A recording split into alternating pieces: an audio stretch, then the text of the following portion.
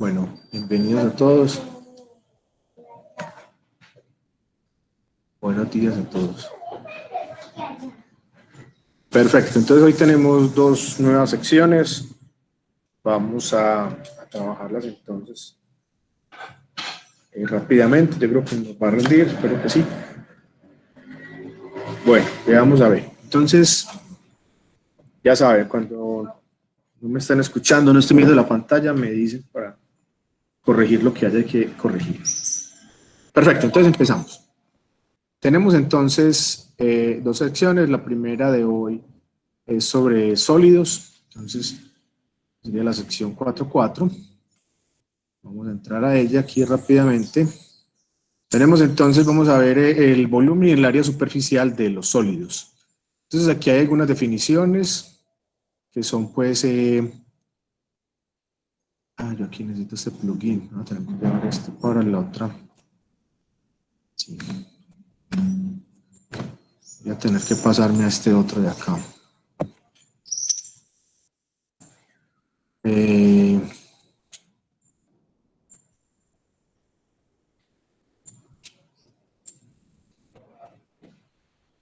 A ver, ¿dónde está la cosa? 4.4. Muy bien. Entonces tenemos lo que es un sólido, un cuerpo geométrico. Aquí está la descripción, ustedes ya lo leyeron. Un poliedro es un tipo particular de cuerpo geométrico donde está limitado por polígonos. O sea, lo que limita a ese cuerpo geométrico son polígonos. Y tenemos otro conjunto, o sea, los cuerpos geométricos los dividimos en dos, en los poliedros y en los cuerpos redondos. Los cuerpos redondos son como el resto, y es donde al menos una de las caras es curva. Eso es la definición de cuerpo redondo. Al menos una de las caras es curva. Cuando todas las caras son polígonos, es un poliedro. De lo contrario, decimos que es un cuerpo redondo. Entonces tenemos el volumen de un sólido, y sería el número de unidades cúbicas que podemos encajar en dicho sólido.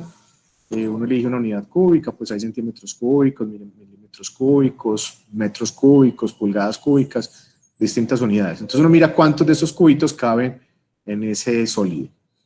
Muy bien.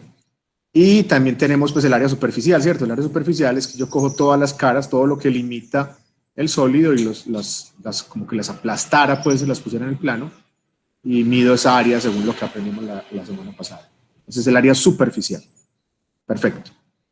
Entonces, vamos bien, hasta ahí claros los conceptos. ¿Dudas?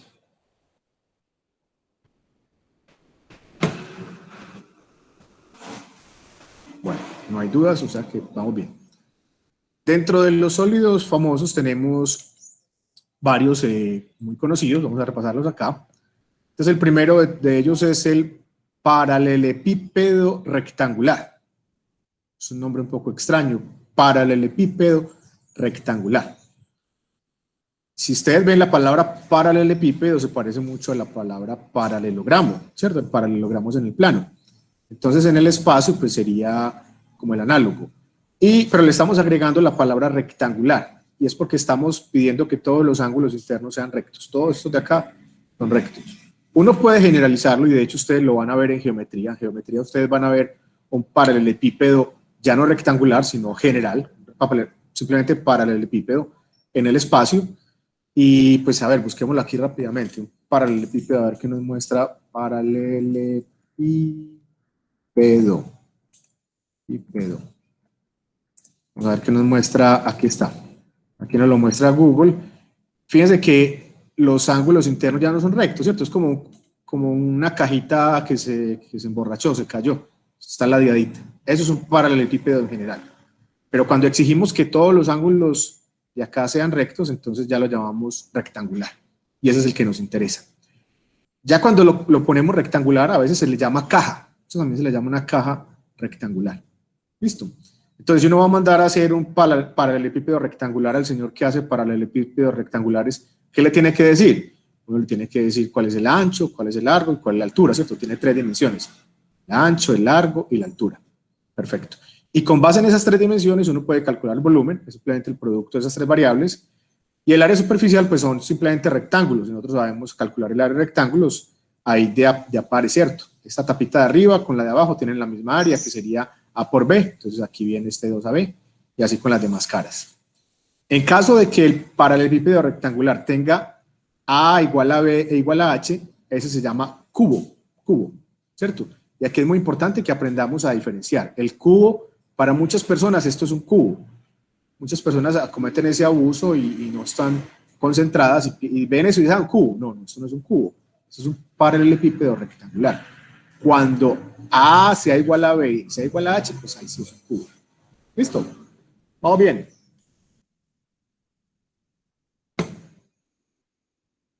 Bueno, silencio es bien. Supongo que vamos bien. Otra figura, otro cuerpo geométrico famoso es el cilindro circular recto. Un cilindro circular recto, pues esta que está aquí está pues la definición, ¿cierto? Es un cuerpo redondo porque fíjense que las caras no son poliedros, en cambio este sí es un poliedro, fíjense que este es un poliedro.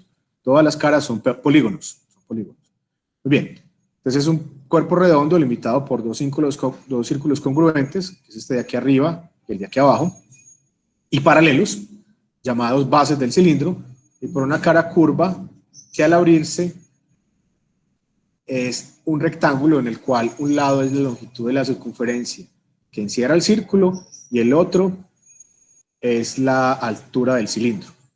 Cualquier sección transversal es un círculo paralelo y congruente a las bases. Aquí está la figurita, pero entonces vamos a ver una ayuda de GeoGebra para que nos explique un poquito más esto que acabo de decir.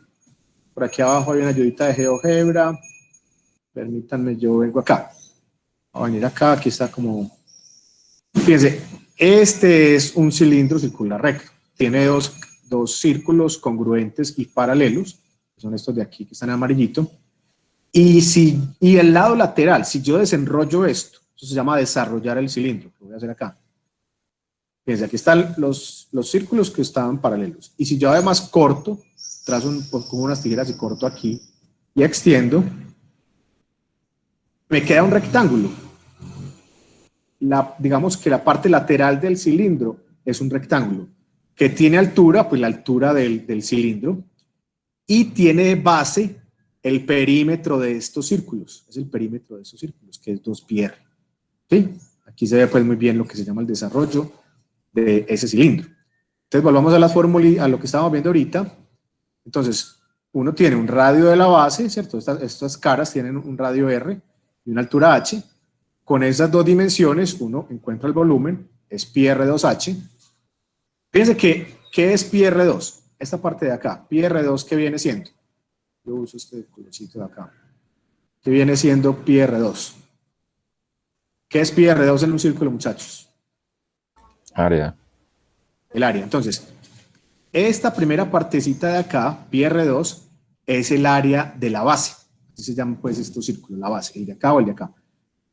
Es el área de la base y se multiplica por la altura. Entonces, así lo van a encontrar ustedes muchas veces, que el volumen de un cilindro es simplemente el área de la base por la altura. Así es más fácil de recordar, porque ustedes ya se saben el área de un círculo.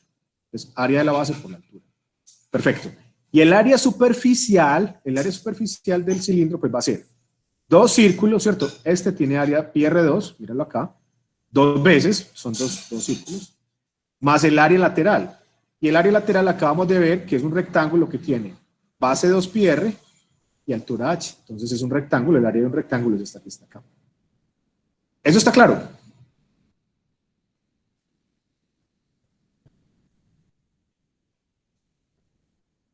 Bueno, creo que sí.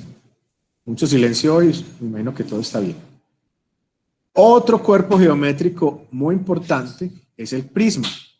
Y aquí la palabra prisma tiene un significado distinto a como se usa en física, ¿cierto? En física pues tiene una utilidad, pues, tiene que ver pues con un fenómeno de la luz, pues, digamos una pieza, un instrumento que se usa para hacer ciertas cosas con la luz. Aquí en geometría no, en geometría prisma es algo distinto. ¿Qué es un prisma? Es un poliedro que tiene dos caras paralelas que son polígonos congruentes, llamados bases. Entonces, esta que está acá y el que está abajo son congruentes. O sea, si uno pone uno encima del otro, da exactamente lo mismo. Entonces, eso se llaman bases. Y las demás caras son paralelogramos. Cualquier sección transversal es un polígono paralelo y congruente a las bases. ¿Sí? Todas estas caras de acá son polígonos, y si yo corto por aquí en cualquier partecita, así, me va a dar una figura congruente a esta que está acá. Entonces vamos a definir las siguientes variables. B mayúscula va a ser el área de la base, o sea, el área de este polígono. Pongámosle colorcito. Entonces vamos, B mayúscula es el área de... B mayúscula es el área de este polígono. Esto es B mayúscula, todo esto de acá. Muy bien, esa es B mayúscula. Muy bien.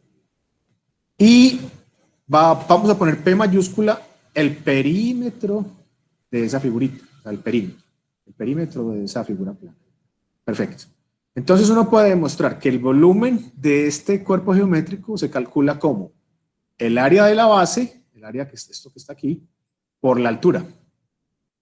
Fíjense que esta fórmula es exactamente la misma que vimos para el cilindro. En el cilindro el volumen es el área de la base por la altura. Aquí es el área de la base por la altura. Entonces, si uno se pone a pensar, un cilindro es como un prisma, ¿cierto? Es como un prisma. Simplemente que en ese caso la cara que está aquí no es un polígono, sino que es un círculo. Entonces, digamos que un cilindro es como un hermano, como un mellizo de un prisma, digámoslo así. Bueno, el área superficial del prisma se calcula de la siguiente manera. Hay dos caras que miden B mayúscula, que es esta de aquí arriba y la de abajo. Entonces de aquí viene esta parte, 2B. Y el área lateral, miren qué chévere, el área lateral se calcula simplemente como el perímetro de la base, este perímetro, o sea, este, por la altura. Muy chévere, ¿cierto? Ahí está el prisma. Pregunta sobre el prisma.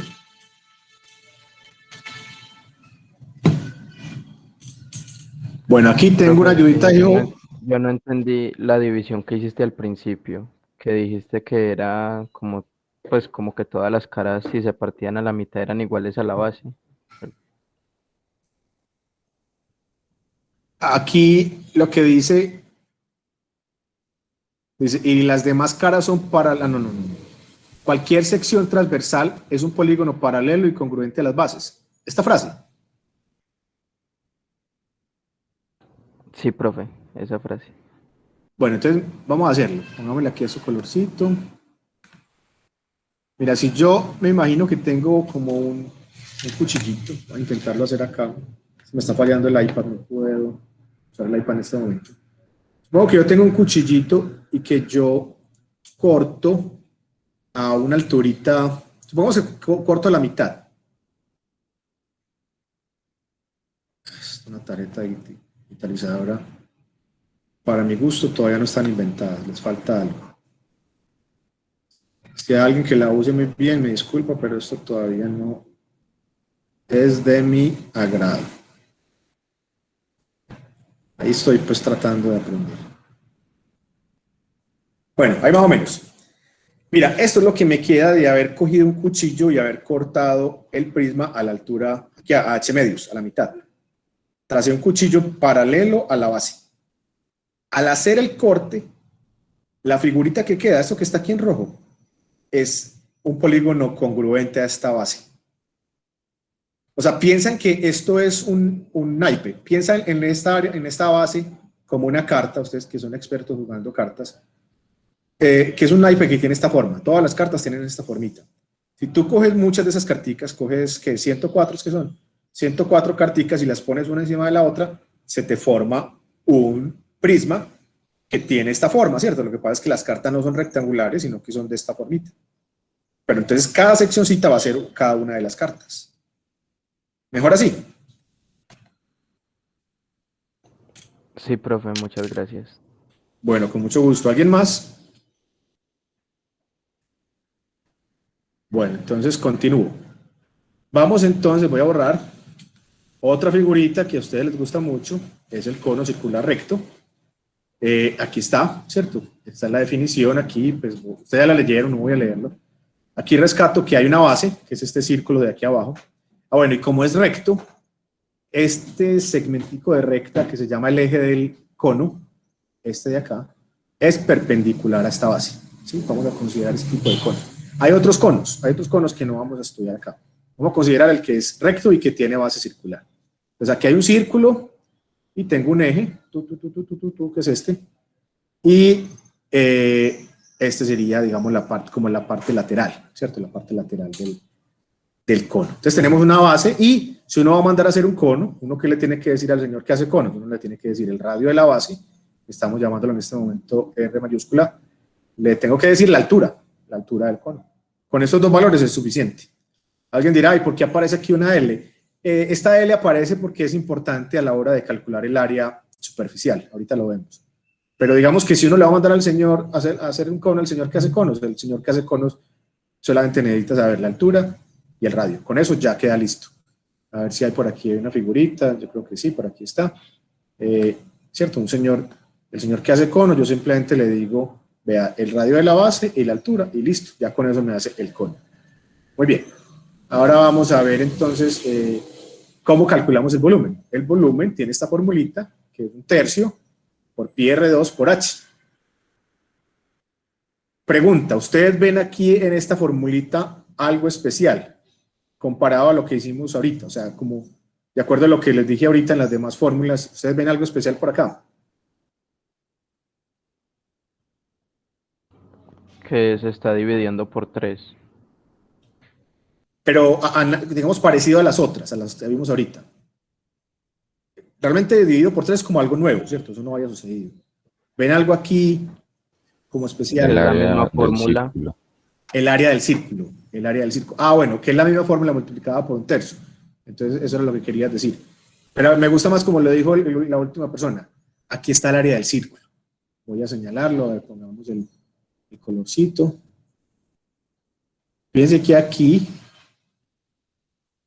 pi R2 es el área de la base, el área del círculo, el área de la base. Nuevamente aparece el área de la base, el área de la base. Entonces, si ustedes se fijan, esta fórmula no es más que, aquí me disculpan eso tan feo, no es más que 1/3 el área de la base, voy a llamarla B mayúscula, por la altura, ¿sí? Donde esta sería área de la base. Área de la base. Entonces se parece a la fórmula que vimos ahorita para el cilindro, la fórmula que vimos para el prisma. El área de la base aparece ahí. Muy importante el área de la base. Bien. Ahora, con respecto al área superficial, en el área superficial tenemos, esta de acá se debe a la base, ¿cierto? Que es un círculo, pi R2, que sería la parte de aquí abajo.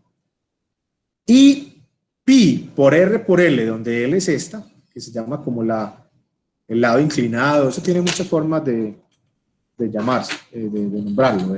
La altura, a ver cómo lo llaman acá, la longitud del segmento de recta, aquí no le ponen nombre, bueno. Altura inclinada, lado inclinado, se conoce de muchas maneras. Es simplemente esta distancia acá. Muy bien. El área superficial, voy a borrar acá que esto me está molestando. El área superficial se calcula entonces como el área de la base más pi por R por L. Esta es el área lateral, muchachos. Esta es el área lateral. Pi por R por L. Muchachos, para los que están preguntando si hay estas fórmulas, ¿de dónde salen? ¿De dónde sale, por ejemplo, esto? Aquí sí toca esperar a que ustedes lleguen a cálculo integral o cálculo en varias variables. Allá les pueden demostrar estas cosas. ¿Por qué el área lateral del cono es esto que está acá? Aquí, infortunadamente, no tenemos los elementos matemáticos para hacerlo. Pero bueno, pero ahí está la fórmula. Créanla mientras llegan a cálculo integral. Perfecto. Y hagamos el desarrollo como lo hicimos ahorita del cono, ¿cierto? Yo tengo, este es mi cono, y si hago el desarrollo, pues yo corto, voy extendiendo y me queda un círculo y me queda aquí otra figurita que parece como un sector circular. Bueno, ese sería el desarrollo. El área de esto que está aquí es pi RL y este otro pues es el círculo. Yo voy a organizar un poquito más lo de el Moodle. Ahorita encontré estas ayuditas de GeoGebra, pero todavía no las he montado. Estoy seleccionando a ver cuáles me gustan más. Bien. Entonces, listo el cono. ¿Está claro el cono? ¿Alguna pregunta del cono? Profe, que de pronto hay forma como de saber de dónde viene ese un tercio. O sea, pues como lo Pues, veíamos en el área, que mirábamos porque, por ejemplo, el área de tal figura era así, de pronto de dónde viene ese un tercio. sí, infortunadamente, como te dije, tienes que esperar hasta que llegues a cálculo. Cuando llegues a cálculo vas a ver de dónde sale esta formulita. Entonces, toca esperar a que llegues a cálculo. En cálculo vas a ver que es muy chévere cómo se utiliza, por ejemplo, el principio de Cavalieri para hallar el volumen de este cono y uno llega a la formulita.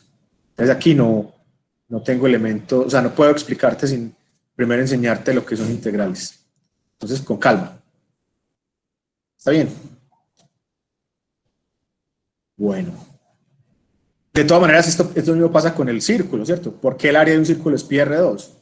Yo les dije eso en la clase pasada, pero yo no les dije de dónde salía esa fórmula. Esa fórmula necesita cálculo. O sea, no somos capaces de demostrarla sin tener elementos de cálculo. Entonces, toca creerlo mientras tanto. Bueno, vamos para la pirámide. La pirámide se parece mucho al cono. Fíjense que yo las puse en un orden, estas figuras, un orden estratégico. Cilindro seguido de prisma. Cono seguido de pirámide. Porque están muy relacionadas. Fíjense, ¿qué diferencia hay entre el cono circular recto y la pirámide?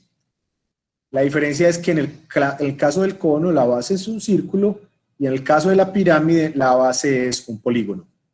Y ya. Entonces esa es la definición de pirámide. Es un poliedro que tiene un polígono como base y las demás caras son triángulos, ¿cierto? Pues al tener aquí un punto exterior que está, digamos, perpendicular al punto medio de la base, ya trazo puras líneas de los vértices, lo que formo son triángulos. Aquí se me forma un triángulo, aquí otro triángulo, otro triángulo, otro triángulo. En el caso de tener pues una base cuadrada, tendría 4 triángulos, pero perfectamente puede ser distinta. A ver si yo ya puse aquí una ayuda de GeoGebra para la pirámide. No, todavía no la he montado, yo creo que por aquí está. A ver, prisma, pirámide, cono. Pitágoras encontré cositas muy chéveres ahorita, pero no las he montado. Referencia. No la tengo, no he encontrado todavía una que me satisfaga. Pero uno puede cambiarle el número de lados a la base. O sea, la base es simplemente un polígono, eso es lo que dice la definición. Si ustedes fijan, dice que es un poliedro que tiene un polígono como base. Pues un polígono puede ser un triángulo, puede ser un cuadrilátero, puede ser un pentágono, un hexágono, puede ser cualquier cosa. De hecho, aquí hay un ejercicio que vamos a ver ahorita entre todos. Permítanme, yo bajo un momentico de esta figurita. Fíjense que aquí abajo hay una pirámide. Es una pirámide que tiene base hexagonal. Ahorita lo hacemos entre todos. Bien. Entonces, tenemos que esa es la pirámide.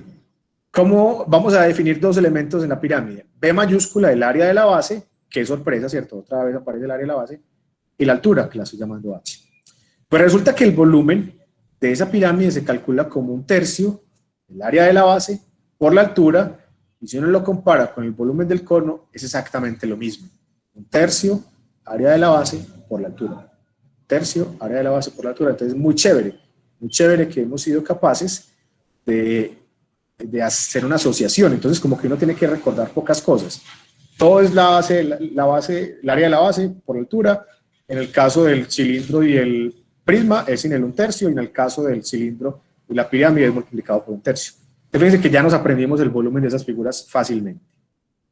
El área lateral, pues el área lateral son triángulos, entonces hay que calcular el área de los triángulos. Y aquí aparece este dibujito donde yo tengo mi pirámide. Si yo la desarrollo, ¿cierto? Si yo la extiendo, me queda pues el área de la base y me quedan 4 triángulos. A cada triángulo yo sé hallar el área.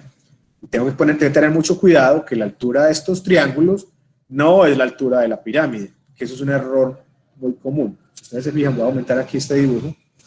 Esta H, así sin nada, que está aquí en anaranjado, es la altura de la pirámide. ¿Sí la ven? Está la altura de la pirámide, va desde este puntico en la base hasta el vértice de la pirámide. Y esta otra que está aquí en verde, que la llaman H', esta que está inclinadita, es la altura de los triángulos que son las caras.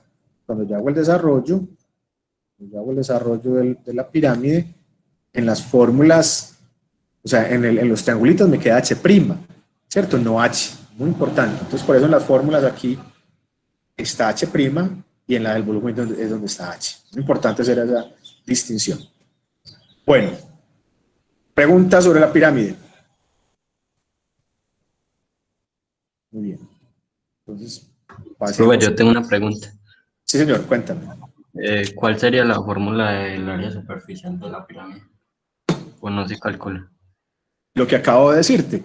Todos son triángulos, tú sabes calcularle el área a los triángulos, entonces si la base es un cuadrilátero, este triángulo, tú sabes hallarle el área, ¿cierto? Base por altura sobre 2, debes tener cuidado que la altura de este triángulo no es H, sino H', y apenas le halles el área a esta, si todos los triángulos son iguales, multiplicas por 4. Si no, pues a cada triángulo por separado le calculas el área, y luego sumas, y luego además de eso sumas el área de la base. Ese sería el área superficial. Ah, no, señor, gracias. Con gusto. ¿Alguien más? A ver cómo va la asistencia, que ahorita estaba muy pobre. Voy a ver cómo está la situación. 40, bueno. No me emociona demasiado esta asistencia, pero bueno, está mejor que ahorita. No sé por qué casi no asisten. No sé, será problemas de conectividad. Ustedes que conocen a sus compañeros, ¿qué pasa? Pues que ya está todo muy fácil y no necesitan venir a la clase. ¿Ustedes qué han escuchado?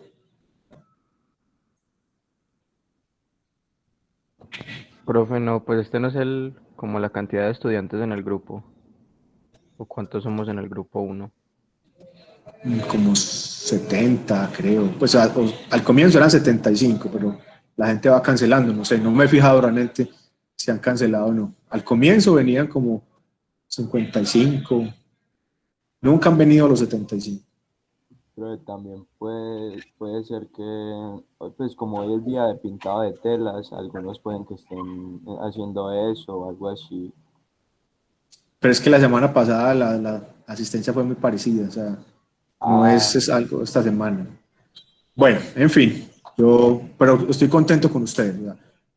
Me retracto de lo que dije ahorita. Sí me emociona que ustedes estén aquí, pero me emocionaría más si fuera más, pues más numerosa la asistencia. Bueno, sigamos que nosotros estamos aquí en lo que estamos contentos, estamos aprendiendo. Bueno, otro cuerpo geométrico, y ese sería un cuerpo redondo, es la esfera. Infortunadamente, en el caso de los sólidos, no hay la distinción tan bonita que hay en el plano. En el plano la distinción es muy clara, y es que al bordecito es lo que se le llama circunferencia y a lo de adentro es lo que es círculo. En el caso del espacio, el término esfera se usa distintamente para las dos cosas, para la cascarita, para lo de afuera, como para la cascarita, y también para lo de adentro. Realmente los matemáticos usamos dos términos, sino que en la vida cotidiana no son tan usados. Los dos términos que usamos son esfera y bola. Bola es el término que usamos los matemáticos para lo de adentro, para todo lo de adentro. Y esfera lo usamos únicamente para la parte de afuera. Sin embargo, pues, es un abuso tan común que como que tiramos la toalla y dijimos, no, pues dejemos esfera y ya. Entonces, pero debería poner aquí bola. Debería poner bola para referirme a lo que está por dentro. Pero no, voy a poner esfera. Entonces, listo. Entonces, es un sólido limitado por la superficie cerrada formada por todos los puntos del espacio que equidistan. Equidistan significa que están a la misma distancia de un punto fijo llamado centro. A la distancia fija la llamamos radio de la esfera y la denotamos por R. Si ustedes se fijan, esta es la misma definición de círculo. ¿Cuál es la diferencia? Que ahora ya no son todos los puntos del plano, sino todos los puntos del espacio. O sea, estamos cambiando únicamente esta palabrita. Ustedes revisan la semana pasada, aquí en lugar de decir espacio decía plano, pero es la misma definición. Bien. ¿Cómo se calcula el volumen de una esfera o de una bola? Bueno, de una esfera, digamos. Me voy a resignar. De una esfera se calcula como 4/3 pi por r al cubo. 4/3 pi r al cubo. ¿De dónde viene esta fórmula? De una vez, de cálculo.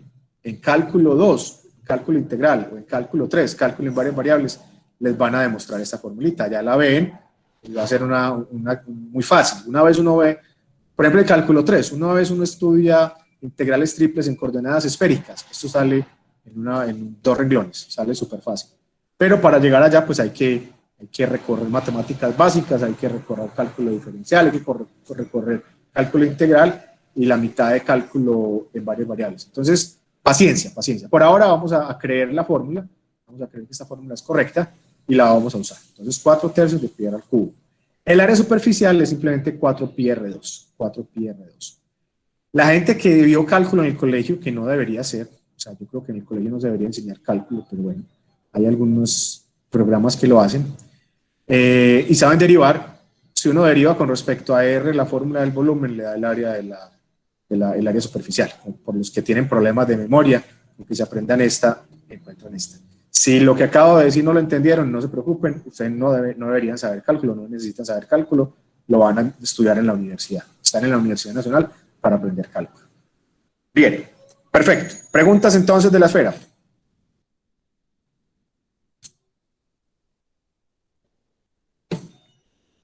No hay preguntas. Entonces aquí hay cositas de GeoGebra. Aquí simplemente pues un prisma. Si yo le cambio el número de lados, digamos si yo elijo un prisma de base astronómica, porque me tengo que desactivar esto de acá. Listo.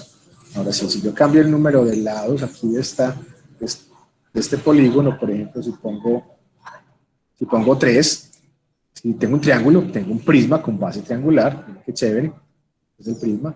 Si aumento el número de lados, si pongo digamos 4, tengo un prisma de base, pues en este caso cuadrada, pero simplemente sería una base en forma de cuadrilátero. Si lo aumento a 5, sería un prisma de base pentagonal, o 6 lados, hexagonal, en fin. También puedo variar la altura aquí y ver que... Fíjense que el prisma, lo que les decía ahorita, piensen que ustedes tienen un juego de cartas, ustedes que les gustan las cartas, donde cada carta es una cosita de estas. Fíjense, aquí hay una sola carta. Si yo empiezo a aumentar la altura es porque empiezo a poner más cartas y más cartas y más cartas y más cartas y más cartas y más cartas. ¿Sí? El volumen de ese prisma es simplemente el área de una de las carticas por la altura. Fácil. Aquí hay videos del profesor José Manuel Jiménez.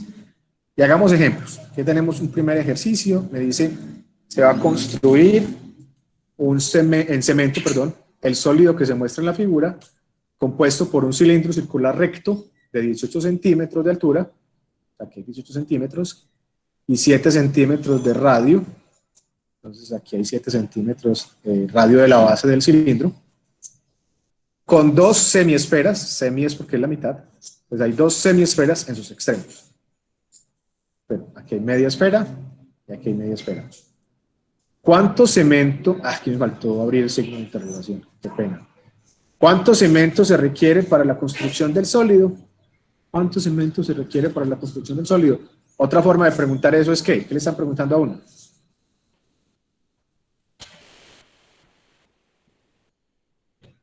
¿Cuál es el volumen de la figura?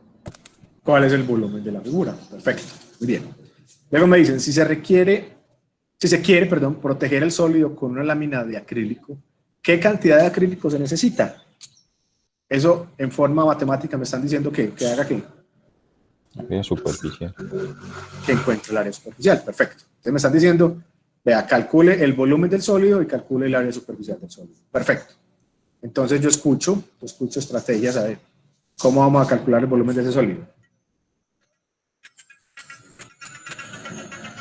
Se me disculpan un momentico, por favor. Estoy aquí haciendo una llamada importante.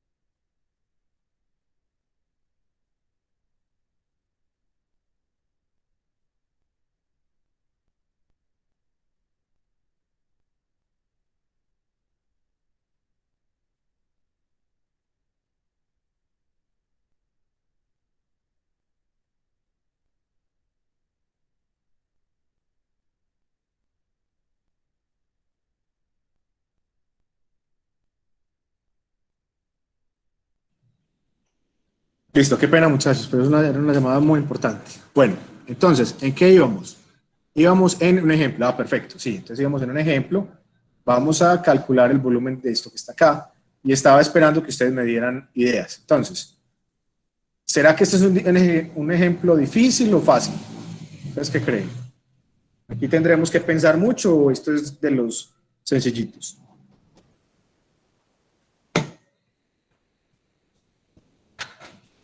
Se podría, Primero dime, ¿sencillo o fácil? ¿Es sencillo o difícil?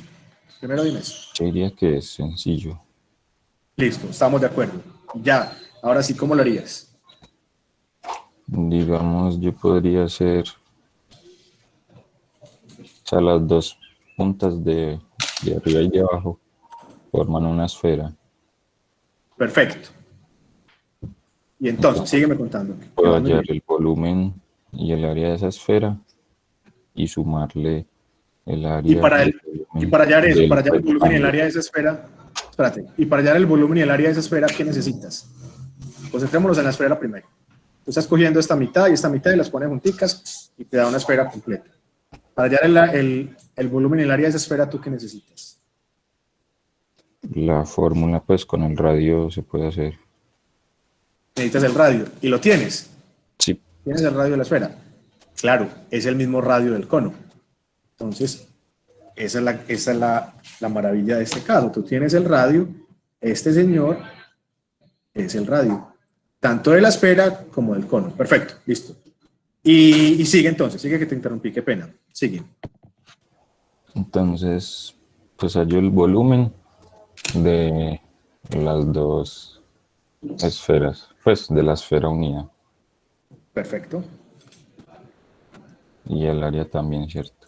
Y el cilindro, que pues si le quitamos la esfera y lo abrimos, puede quedar como,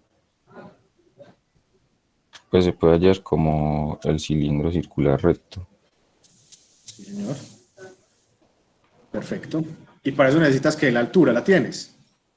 También. Sí, tenemos que es 18 centímetros. ¿Tenemos el radio de la base? Sí, claro. El radio de la base es 7 centímetros. Entonces tenemos todo, perfecto. Entonces simplemente venimos acá y aquí está el volumen. El volumen es, aquí está. Este sería el volumen del cilindro. Pi R al cuadrado por H más el volumen de la esfera completa. 4/3 de pi R al cubo. R es 7 en ambos casos. Reemplaza nuestros valores, hace la aritmética que repasamos muy bien y nos queda 4018 tercios pi centímetros cúbicos. Y esta es la respuesta que debo dejar. Si estamos en el Moodle y nos dice, entre su respuesta con 2 cifras decimales, pues entonces hacemos la división, multiplicamos por 3.14159265.4, aproximamos a 2 cifras decimales y lo entramos en el Moodle. Muy bien. Luego para el área superficial, aquí tenemos el área superficial de la esfera completa y el área del cono, el área del cono. Alguien me dirá, pero aquí falta algo en el cono, aquí faltan las dos caritas del cono, perdón, del cono no, del cilindro. Aquí falta, ese es el área del cilindro. Alguien me dirá, faltan las dos tapitas del cilindro. Y no faltan, porque esas no irían. Solamente iría el área lateral. 2πr por h. 2πr por h. Haciendo los cálculos y ya está ahí. Eso sería la cantidad de acrílico. ¿Listo? Aquí pues hay un ejercicio, esto ya lo habíamos visto, el desarrollo del cilindro, ya lo hicimos, ustedes lo repasan. En el caso de un prisma pentagonal, aquí pues hay una cosa parecida, tenemos el desarrollo, lo voy abriendo, tenemos entonces dos pentágonos, las caras laterales, perfecto. Vamos a hacer este otro ejercicio aquí entre nosotros. Entonces me dice, vea, encuentra el volumen del sólido que está en la figura, compuesto por un prisma, que está acá, y una pirámide, esta que está acá, cuyas bases son un hexágono regular de lado 4 centímetros. Y pues ahí están esas otras dimensiones. La altura del prisma, 8 centímetros, y la altura de la pirámide, 9 centímetros. Sabemos que el área del prisma y el área de la pirámide, perdón, la base del prisma y la base de la pirámide son la misma, son un hexágono regular del lado 4 centímetros. Muy bien, entonces, ¿qué queremos hacer? Queremos hallar el volumen. ¿Cómo hallamos el volumen? Muy fácil. Tenemos fórmula para el volumen del prisma y fórmula para el volumen de la pirámide. Y las dos cosas necesitan ¿qué? Necesitan ¿qué elemento? A ver, yo voy a cerrar esto acá porque me está molestando. Yo quiero ir es acá. Esto lo voy a cerrar. Esto aquí. Esto, aquí donde me interesa estar. Nos vamos acá. Me interesa estar acá. Perfecto. Bien.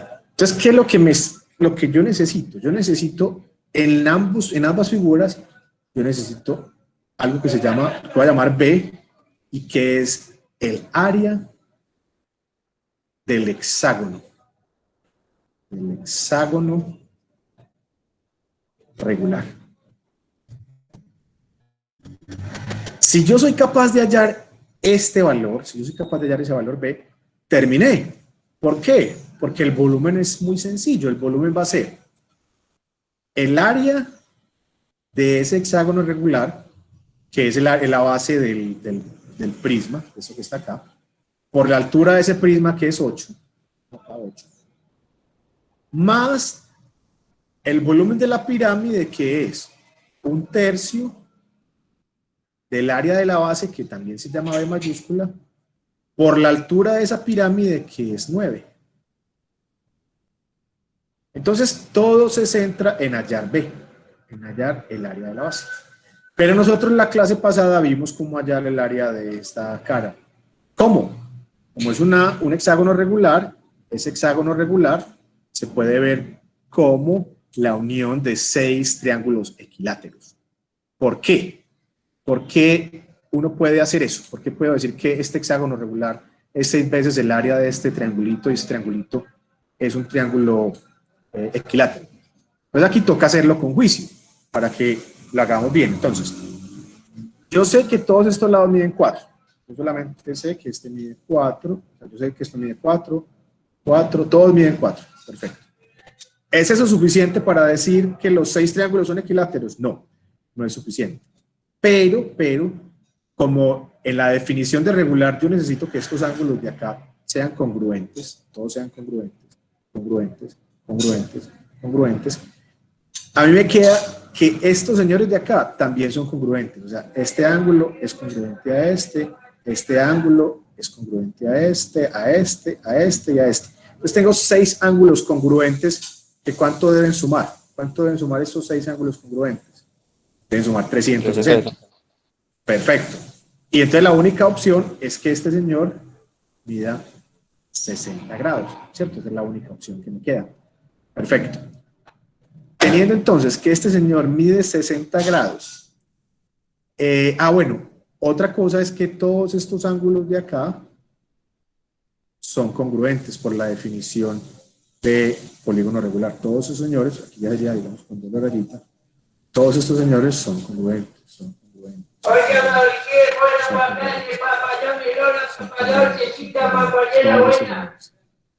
Y por la suma interna de estos ángulos, nosotros no lo vimos, en el caso de polígonos, me queda que cada uno de estos tiene que valer 120 grados.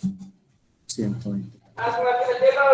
Y ya teniendo esa situación, me queda entonces que estos otros señores de acá tienen que valer también 60 grados.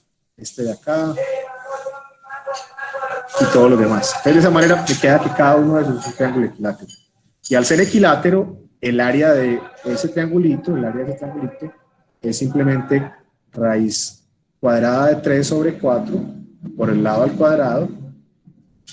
Y como tenemos que la base son 6 veces esta área, multiplico entonces cuadrada de 3 sobre 4 por 4 al cuadrado. Me queda, entonces puedo cancelar este 4 con este cuadrado y me queda 4 por 6, 24. 24 raíz de 3. Listo, estoy listo. Ya tengo el área de la base.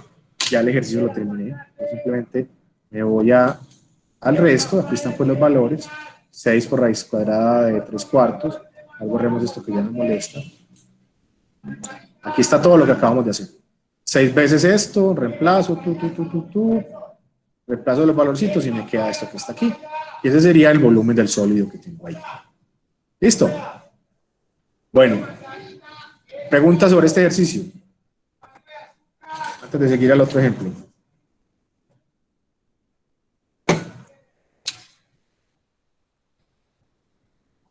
¿Preguntas?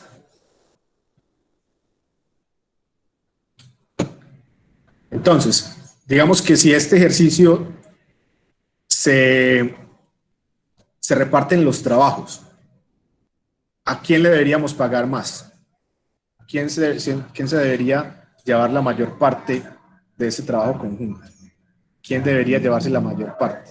O sea, si ustedes tuvieran que asignar, digamos, un sueldo o pagarle a las personas que hagan este cálculo, ¿a quién le pagarían más ustedes? ¿Quién es el que hace el trabajo más importante? ¿El que encuentre qué? La base. El que encuentre el área de la base, ¿cierto? Este es el que hace el trabajo más importante. Esto es la parte vital del ejercicio. Es el que calcula la parte más importante, el área de la base. Bien, continuemos. Este ejercicio realmente yo no lo voy a explicar mucho porque está en el taller. Yo simplemente quise poner aquí la solución, pero en el taller se les pide que lo hagan. Yo aquí rápidamente voy a decir.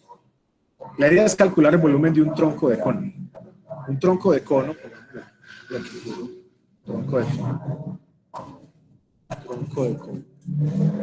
un tronco de cono es esto que está aquí. De hecho, ahí les muestran el volumen, una fórmula que pues uno no sabe si está buena o no. En internet uno encuentra tantas cosas que no necesariamente están correctas. Pero eso es un tronco de cono. Es un conito al que le cortaron la puntica. Es eso. Había un cono enterito y le cortaron la puntica y solamente me quedo con esta parte. Eso es lo que se llama tronco de cono. Entonces, ¿qué tiene? Si uno va a mandar a hacer un tronco de cono, ¿qué tiene que decirle al señor que hace troncos de cono? Yo le tengo que decir el radio más grande, el radio más pequeño y la altura del tronco. Y ya. Y con eso el señor que hace troncos de cono sabe construir el tronco de cono. Bueno, entonces, en este caso, pues me piden que haya el volumen de ese tronco de cono que tiene 7.6 centímetros de altura y tiene radios en sus bases de 4.9 centímetros y 2.1 centímetros. Vamos a hacerlo en general, no únicamente con valores, pongamos variables para que les quede una formulita ahí. Entonces simplemente esta grande la voy a llamar R mayúscula, la más pequeña la llamo R minúscula y la altura del cono, del tronco, la llamo H. ¿Cómo se halla el volumen del tronco? La clave, muchachos, es completar el cono que había inicialmente, ¿cierto? Uno sabe que el tronco que uno tiene es parte de un cono completo. Entonces yo completo el cono, me voy hasta el final, lo completo, y debo hallar ese pedacito de altura que me hace falta. La voy a llamar X. Si yo hallo ese pedacito de altura que me falta, este pedacito de acá, con eso ya tengo todo lo que necesito para hallar el volumen del cono, del tronco, porque simplemente voy a hallar una resta de volúmenes. Calculo el volumen del cono grande con altura H más X y calculo el volumen del cono chiquito con altura X y resto. Esa es la clave.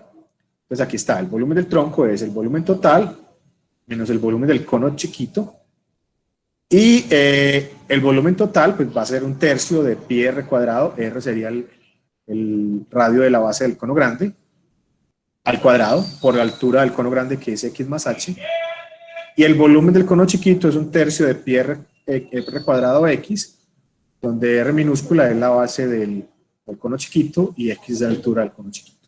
Bien, de todo lo que aparece en estas fórmulas, ¿qué conocemos y qué no conocemos? Díganme ustedes, en estas dos fórmulas. ¿Qué conocemos y qué no conocemos?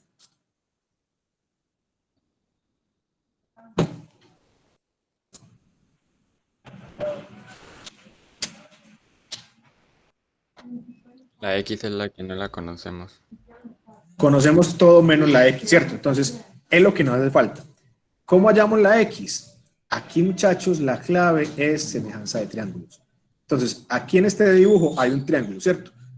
Entonces, perfectamente lo ven, es quedarse con este pedacito de acá, o sea, con esta parte de acá,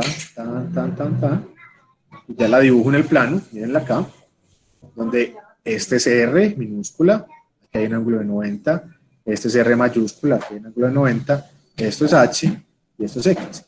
Y uno cuando ve esto, ustedes que ya están grandes y que estuvieron la semana pasada en clase y que han estudiado juiciosos y que han presentado los quizzes, cuando uno ve esto, ¿en qué piensa? ¿Qué palabra se le viene a la mente cuando uno ve esto? Teorema de Tales. No te escuché. Teorema de Tales. Perfecto, ¿cierto? Tales. Uno ve esto y dice Tales. Como este lado es paralelo a este, estos dos triángulos son semejantes y podemos aplicar la semejanza, que eso es lo que hacen acá. Aquí pues están los detalles. R mayúscula es a R minúscula, como la altura del triángulo grande, que es X más H, es a la altura del triángulo chiquito, que es X. Aquí está la semejanza. Se hace la algebrita, se puede multiplicar ambos lados por Rx, como no son cero, yo lo puedo hacer, ¿cierto? Porque como son distancias, ninguna de las dos puede ser cero, multiplico ambos lados por Rx, esto me queda en el lado izquierdo, esto me queda en el lado derecho, hago toda la algebrita, como quiero despejar X, entonces reúno en un lado los que tienen X, esos son los que tienen X, saco factor común, en el lado derecho los que no tienen X, luego esto que acompaña a la X pasa a dividir y me queda que X es esto. Y ya eso vengo y lo reemplazo en la fórmula que tenía del volumen total, que es esta, y el volumen 2, pues es esta que está aquí también, ¿cierto? Con la misma X, y ya puedo restar. Si uno resta estas dos fórmulas así sin reemplazar valores, le queda este que aparece aquí en Wikipedia. Vamos a ver si Wikipedia me lo presenta. En Wikipedia me debe presentar el volumen de un tronco de cono. Aquí hay varias versiones, esta de acá. El volumen del tronco de cono queda como h pi tercios por esta expresión que está acá. En el caso de nosotros sería una con R mayúscula y la otra sería R minúscula. Si ustedes reemplazan eso que hicimos allá y hacen toda la algebrita con paciencia, llegan a esta formulita bonita.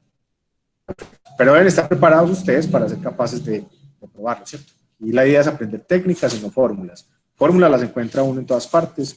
Y aquí lo importante es poner a funcionar el cerebro, que el cerebro de nosotros trabaje. Recuerden que la función principal de estudiar matemáticas es que nuestros cerebros evolucionen y sean mejores, que tenga uno una capacidad de análisis, de resolver problemas mejor que la que tenía cuando empieza a estudiar matemáticas. Bien, ya reemplaza los valores, resta y le da que el volumen del tronco de cono es el que aparece acá. Y listo. Aquí hay un video de más ejemplos. Aquí hay cositas de GeoGebra. Aquí hay ejercicios de GeoGebra, videos del profesor Julio. Bueno, ustedes se encargan de estudiar el resto. Voy a pasar a la siguiente sección. Me cuentan si hay más dudas o si no paso de una a la otra sección.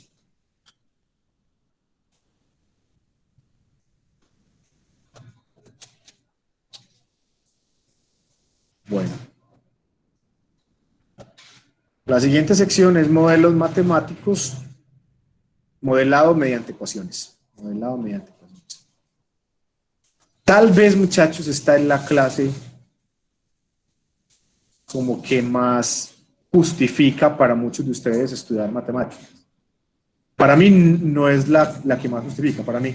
¿Por qué uno estudia matemáticas? Por su belleza. Digamos, para mí esa es la razón principal. ¿Por qué estudiar matemáticas? Por su belleza, por su coherencia, por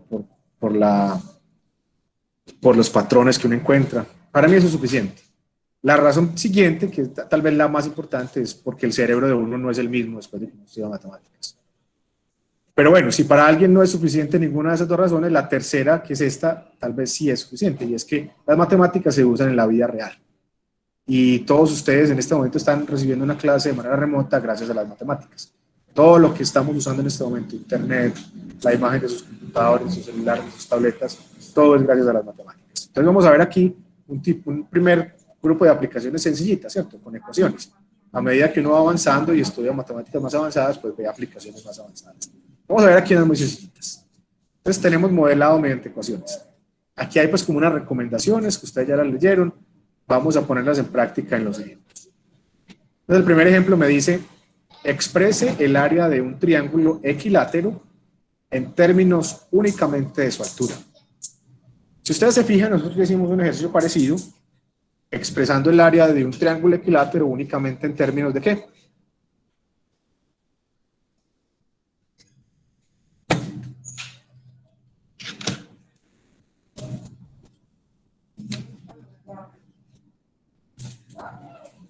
únicamente en términos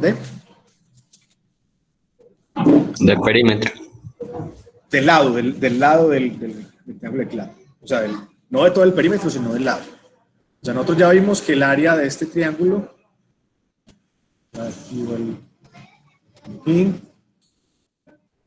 Nosotros ya vimos que el área de este triángulo es raíz cuadrada de 3 sobre 4 por el lado del triángulo equilátero al cuadrado. ¿Cierto? Y esto vale únicamente para triángulos equiláteros. Nos pongamos a inventar y poner que esta fórmula es para cualquier triángulo. Es para triángulos equiláteros. Muy bien. Ahora me piden que exprese el área de ese triángulo ya no en términos de B, sino en términos de la altura. Que yo diga, vea, esta área se puede calcular con una formulita que depende de la altura. Entonces, ¿cómo hacerlo? Aquí el procedimiento va a ser muy parecido al que usamos en el caso, cuando demostramos esta formulita. Y es, yo tengo un triángulo equilátero. En particular, ese triángulo equilátero es isósceles. Y nosotros sabemos que en un triángulo isósceles, si yo trazo una bisectriz, esa bisectriz también es mediana, también es mediatriz, también es altura. Entonces eso es lo que estoy haciendo, trazando este segmentico de recta que llega perpendicular acá, a este lado de acá, y lo parte en dos pedazos congruentes. Como todo el pedazo mide B, la mitad mide B medios, y todo este lado de acá mide H, esa es la altura del triángulo, y la hipotenusa de ese triangulito chiquito que me queda aquí es B, es el lado del triángulo equilátero. Yo tengo un triángulo rectángulo que tiene catetos B medios y H, y tiene hipotenusa B. ¿Qué voy a plantear entonces para reemplazar algo en esta fórmula? Porque yo sé que el área de un triángulo es base por altura sobre 2, pero aquí todavía tengo la presencia de B que me molesta, ¿cierto? Yo necesito que B desaparezca, yo necesito que B se me vaya, chao. Chao B. ¿Cómo nos quitamos a B de encima? Vamos a aplicar lo que aplicamos la vez pasada. ¿Y qué fue qué? ¿Qué fue? ¿Cuál es lo que vamos a aplicar?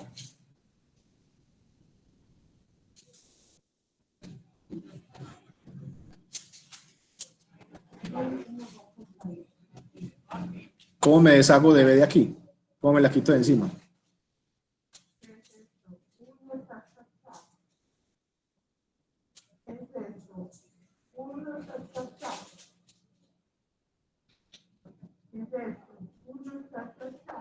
Bueno, yo voy a ir un poco más despacio acá porque creo que hay dificultades. Entonces, yo sé que el área del triángulo es base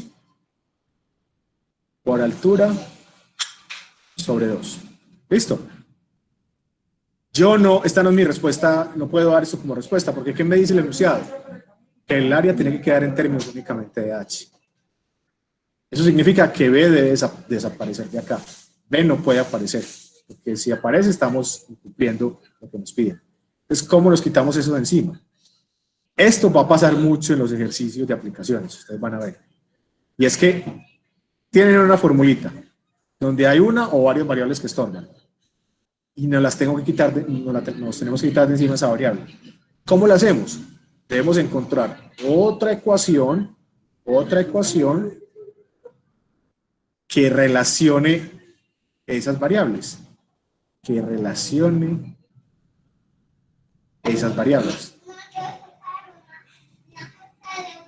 Otra ecuación, no va a ser la misma, tiene que ser una ecuación distinta, que me relacione la B y la H. ¿Qué ecuación creen ustedes que me va a relacionar B y H de acuerdo a lo que hablamos ahorita?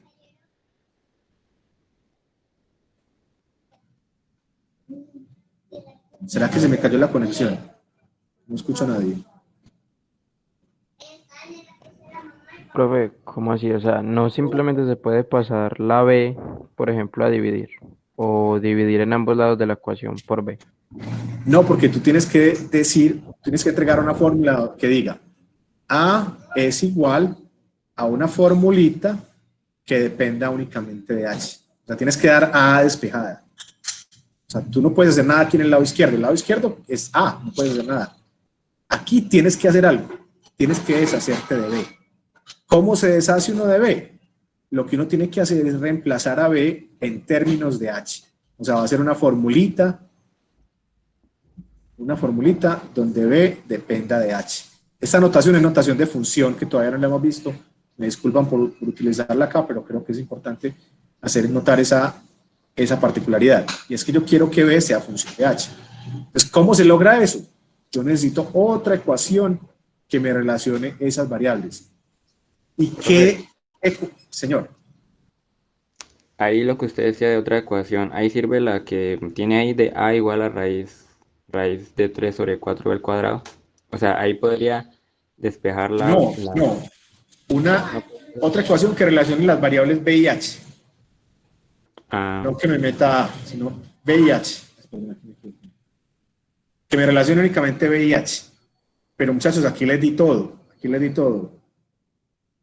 Todo por Pitágoras no. Gracias, Pitágoras. Miren, hay un triángulo rectángulo. Miren qué bonito el triángulo rectángulo acá. La hipotenusa es B. Este cateto es H. Y ese otro cateto es B medios. Hombre, aquí toca aplicar Pitágoras. Si yo me voy por Pitágoras, borremos esto. Ponemos esto acá. Miren, qué bonito. Por Pitágoras, por teorema de Pitágoras, me queda que la hipotenusa al cuadrado es igual a la suma de los cuadrados de los catetos. Entonces, este es un cateto al cuadrado, este es el otro cateto al cuadrado. Me queda esta ecuación. Esta es la otra ecuación que yo les decía, otra ecuación que relacione a B y H. Ya aquí, ¿qué hago? Despejo B en términos de H. ¿Cómo lo despejo? Pues ustedes ya lo saben hacer, lo he hecho muchas veces. Despejo B, Aquí, digamos, quedaría valor absoluto, pero como estamos hablando de distancias, no queda valor absoluto, no quedan más o menos raíz de esto, sino que queda aún más. Y me queda que B es igual a 2 sobre raíz de 3, H, y ese valor es el que yo reemplazo. Tenía que el área era B por H sobre 2, pues en lugar de escribir B, voy a escribir esto. Voy a escribir 2 por H sobre raíz de 3, mírala acá.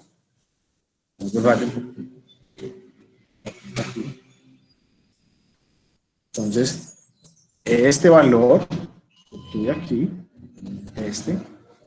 me lo traigo acá, es esto que está aquí en paréntesis, o sea, esta B de acá, esta B la reemplacé por esto, y dejé el 1 medio y la H aquí tranquilitas, y ya pues hago la algebrita, racionalizo el denominador si quiero, y me queda esta expresión. Y fíjense que ahora sí cumplí. Ya esta expresión, que es esta que está acá, cumple lo que me pedían. ¿Qué era lo que me pedían? Que el área quedara en términos únicamente de H. Y aquí está la fórmula. Y de esa manera he logrado encontrar lo que me pedían. El área funciona únicamente de H. Bueno, esto digamos que no es como tan de la vida real, pues porque era simplemente un ejercicio matemático. Entonces aquí algunos todavía dirán, no, esto no justifica el estudio de las matemáticas. Y bueno, va a concederles eso, pues, porque es un problema geométrico, un problema teórico. Vamos al siguiente ejemplo, que ese sí ya es completamente de la vida real. Pues que es el de la vida real, dice, ya Carlos invirtió 120,000, pongamos dólares para que sea interesante, invirtió 120,000 dólares en 2 fondos de inversión diferentes. En uno de ellos a un interés simple de 4.5% por año, y en el otro a una tasa de 4% anual. Después de un año, el dinero obtenido por interés, aquí es muy importante que dice que es interés simple, ¿cierto? Interés simple. Bueno, después de un año, el dinero obtenido por intereses en las inversiones es de 5.250 dólares. Nos preguntan, ¿cuánto dinero invirtió en cada fondo? ¿Cierto? Esa es una pregunta de la vida real. ¿Cierto? Carlos tenía 120,000 dólares, fue y invirtió una parte en el fondo A, donde pagan 4.5% de interés simple anual, e invirtió el resto en el fondo B, donde pagan un interés del 4% anual. Bueno, entonces con eso debemos encontrar cuánto fue que invirtió en cada uno de los fondos. Muchachos, la parte más importante de estos ejercicios es comprensión o sea, es entender el problema, leerlo bien, entender, comprensión de, ¿cómo se llama ese curso en el que ustedes están viendo también algunos? Comprensión lectora, lectoescritura. ¿Cómo se llama? Sí, lectoescritura. Lectoescritura. Eso es tan importante como la nivelación en matemáticas. O sea, uno poder leer y entender. Esa parte es lo más importante de estos ejercicios. Leer el enunciado y entender.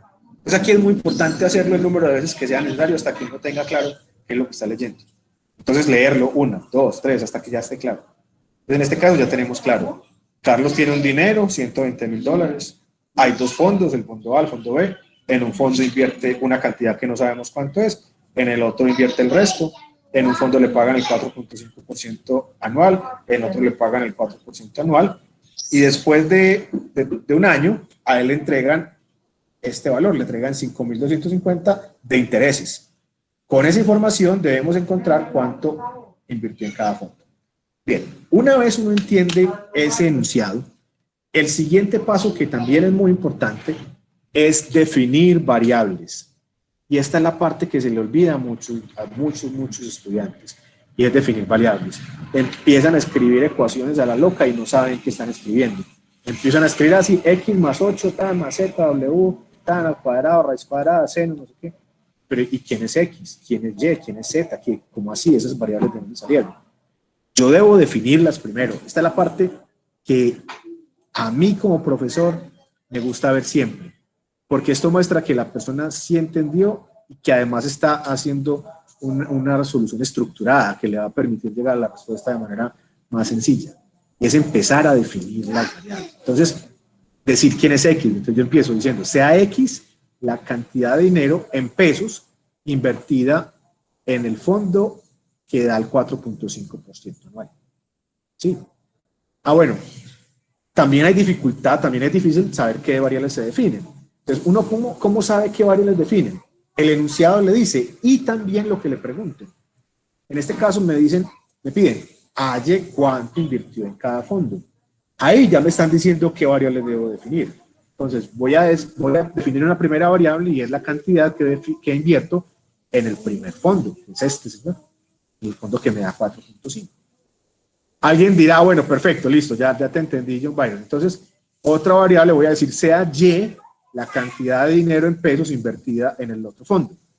Y eso está bien, eso es correcto, eso está bien hecho.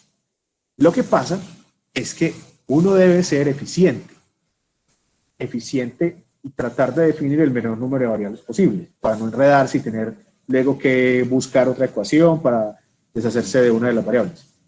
Y en este caso, yo no necesito definir otra variable, o sea, no necesito asociarle una variable al otro fondo, porque como yo sé cuánto invirtió en total en los dos, y ya estoy llamando X la cantidad que invierto en este primer fondo, entonces tiene que ser que en el fondo que paga el 4%, Carlos está invirtiendo 120,000 menos X, que es el resto. Sí, eso es muy importante. Me queda que en el otro fondo esta es la cantidad que invierto. Entonces yo no tengo que definir otra variable. ¿Eso está claro?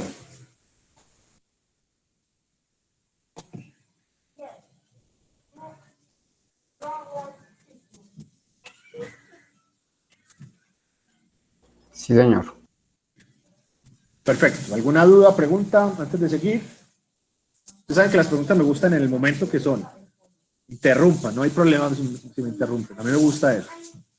Me gusta más que después de media hora me pregunten algo que ya estoy en un tema distinto. Pregunten en el momento que es, en caliente, cuando es. Ahí es cuando me gusta más.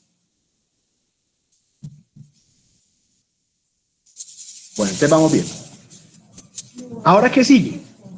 Yo ya definí las variables. Solamente es una variable, X, no necesito más. Ahora, ¿qué debo hacer? Debo encontrar una o varias ecuaciones que me relacionen las variables que yo tengo y los datos que me dieron. Entonces, fíjense, me dieron este dato, 120,000, que ya lo usé, aquí lo usé. Ese 120,000 como que ya trabajó. Así que le podríamos poner un chulito aquí encimita. Yo creo que ese ya trabajó. Este como que ya trabajó. Voy a poner un chulito. A ver. Color. Este 120,000 ya como que trabajó. Entonces, por el momento parece que lo vamos a dejar tranquilo. Aquí ya está al revés. Se la ponemos junto. Bien. ¿Qué me falta por trabajar? ¿Qué creen ustedes? ¿Qué no he trabajado?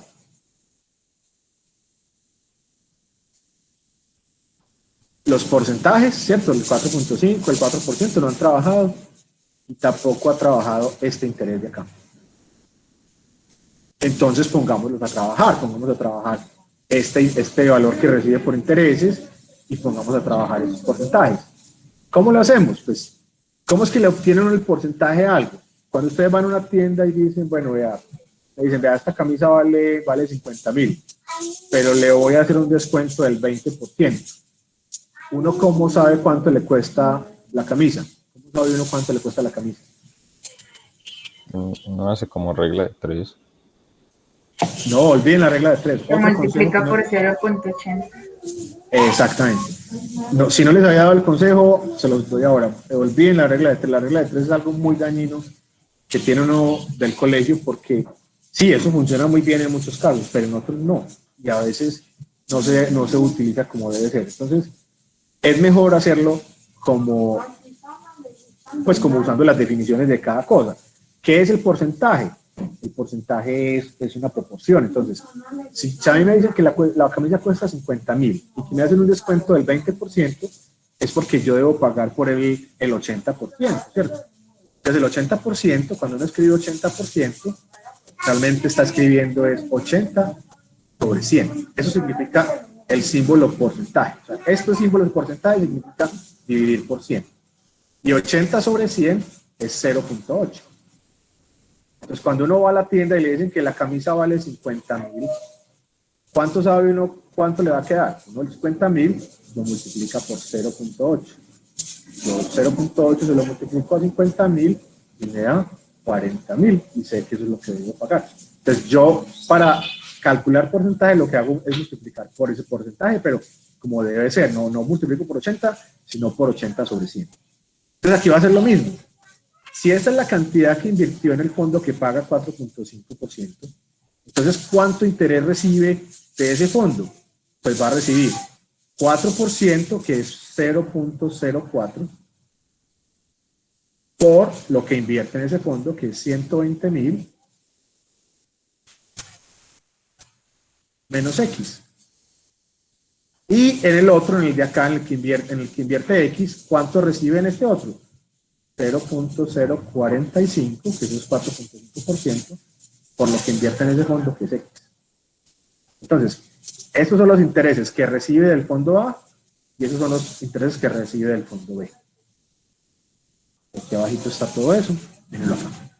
0.045X es la cantidad de dinero en pesos obtenida por intereses en el fondo del 4.5%, y 0.04 por lo que invierte en ese fondo es lo que recibe en intereses en ese fondo de 4%. Ahí vamos bien.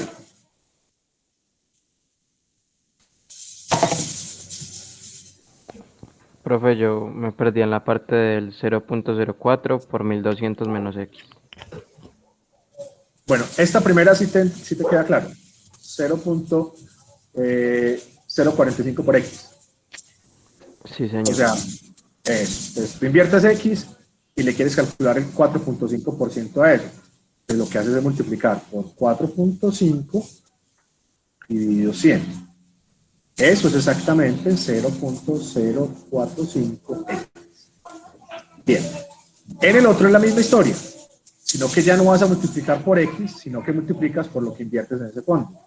¿Cuánto inviertes en el otro fondo? 120.000 menos X. Entonces, lo multiplicas ya no por 0.045, sino por 0.04, que es 4%. 4% es 4 dividido 100, o sea, 0.04. Yo no sé, pero Carlos de nota, sí, está bien.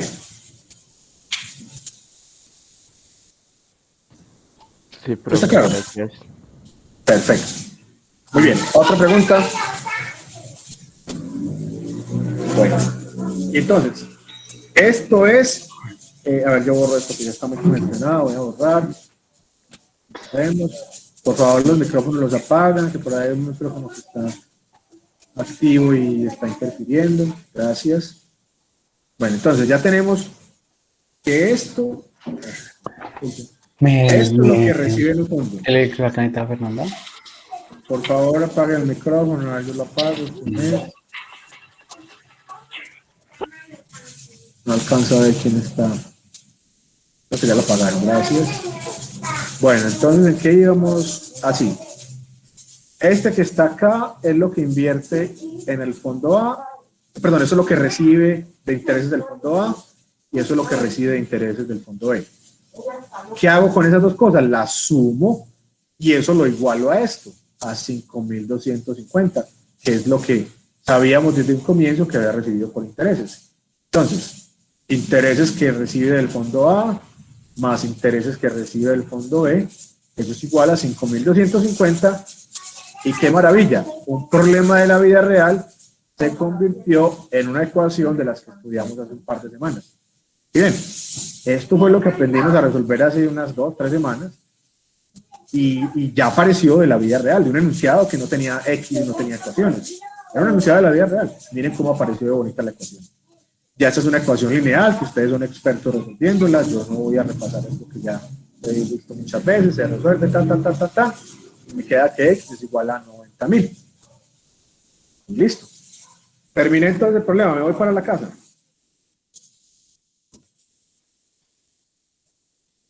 No. ¿Qué me falta? Así es, 90.000 resale ese 90.000 para hallar el otro valor que invirtió en el otro fondo.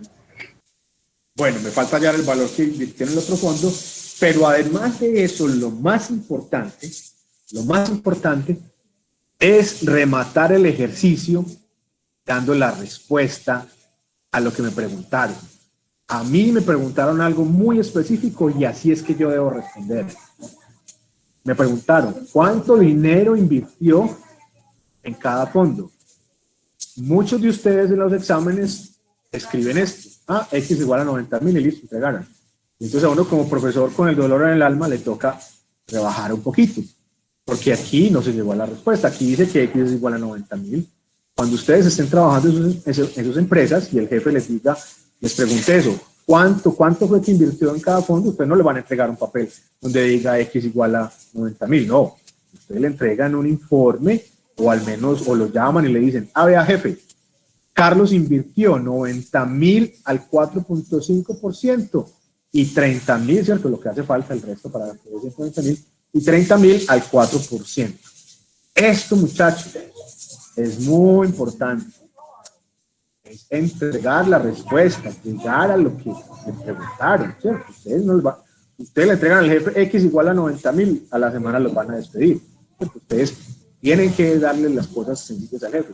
Es decir, darle un informe, vea, sí, con palabritas, así, bien bonito. Carlos invirtió 90.000 acá y 30.000 acá. ¿Está bien? No se les olvida eso.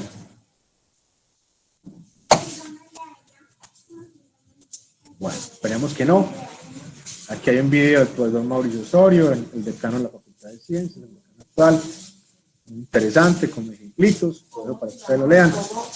Veamos otro más aquí. Otro problema de la vida real. Este lo voy a dejar para que lo lean ustedes, es muy sencillito, es de semejanza de triángulos. Voy a hacer más bien este lo puse ahorita. Ustedes estudiaron esto con juicio la semana pasada o ayer, no vieron esta figurita, se la puse ahorita porque me gustó. Y ese, pero permítanme, no vean lo que dice ahí. Tengo que borrar primero así ya. No vean nada de esto. Bueno, pues ¿para qué sirven las matemáticas? Para esto, para cuidarle la vida a las personas. Miren, aquí está una ingeniera que se graduó de la Universidad Nacional, una ingeniera civil, que le dijeron que tiene que calcular la anchura de este río. ¿Sí? Ella tiene que calcular la anchura de ese río a esta altura, sí, a la altura de este árbol, o sea, aquí, en este arbolito, ahí ella tiene que medir la anchura del río, aquí en esta parte. ¿Cuánto es eso? Entonces, si ella no hubiera estudiado en la Universidad Nacional, conseguiría una cinta métrica bien larga, una canoa, contrataría a otras personas, empezaría a arriesgar su vida tratando de amarraría la cinta aquí en el árbol y trataría de medirlo así, ¿cierto? Pero no, ella estudió en la Universidad Nacional, ella sabe que las matemáticas le van a ayudar. De las matemáticas, como ella estudió matemáticas básicas, dice, un momentico, vean, yo voy a hacer lo siguiente. Yo me voy a alejar una distancia de ese punto. Y ella mide y se aleja 35.1 metros de este puntito acá. Y ahí clava un poste en el suelo. Clava un poste ahí. Miren que ya no está arriesgando su vida, no tiene que meterse al agua. Muy bien. Después de hacer eso, ella se aleja otro poquito hasta una distancia adicional de 46.5 metros. Y ahí ella dice, bueno, ya con esto es suficiente, me voy a empezar a alejar de manera perpendicular en esta dirección a la orilla del río hasta que logre alinearme con el poste y el árbol. Y empieza a alejarse, hasta que ¡pum! Queda alineada perfectamente con el poste y con el árbol. Queda una línea recta perfecta entre la ingeniera, el poste y el árbol. Y ella sabe cuánto se alejó, 24.1, eso también lo puede medir de manera segura. Con esa información, ella ya es capaz de hallar cuánto es la anchura del río en esta parte. ¿Cómo lo hace? Él me dice, ¿cómo se hace?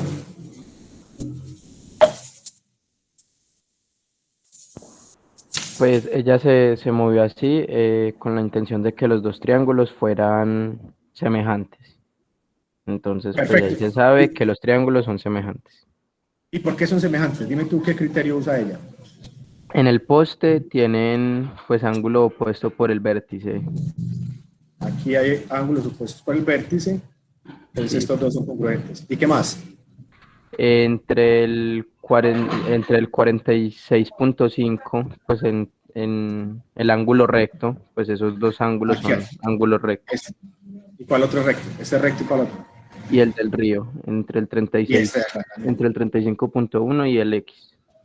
O sea, ¿qué criterio estarías usando para decir que estos dos son semejantes? ¿El criterio? Ángulo, lado, ángulo. Ángulo. Ese que dijiste ángulo. de congruencia. Ángulo. Este ángulo es congruente a este, y este que es de 90 es congruente a este. Ya, con eso, la ingeniera, como estudió matemáticas básicas en la Universidad Nacional, dice, estos dos triángulos son semejantes, y entonces ya ella le halla la solución. Aquí está la solución. X es a 24.1 como 35.1, es a 46.5, despeja X y le queda que es 18.2. Y miren, qué chévere, las matemáticas le cuidan la vida a las personas. Bien, ella no tuvo que arriesgar su vida metiéndose al agua. Listo, este es muy parecido pues al del hombre que ustedes leen por su cuenta. Bueno, ¿vamos bien? ¿Preguntas?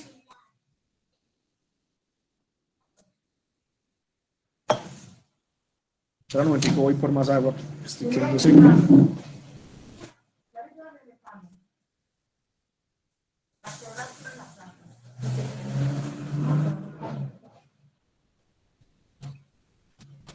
Bueno, seguimos. Tenemos otro ejercicio donde dice, se tienen 128 pi centímetros cuadrados de hojalata para fabricar un envase cerrado en forma de cilindro circular recto. Aquí está el cilindro circular recto. Me dicen, diseña un modelo matemático para expresar el volumen V de ese envase en términos del radio de la base. El numeral 2. ¿Para cuáles valores de R el volumen V del envase es igual a 0?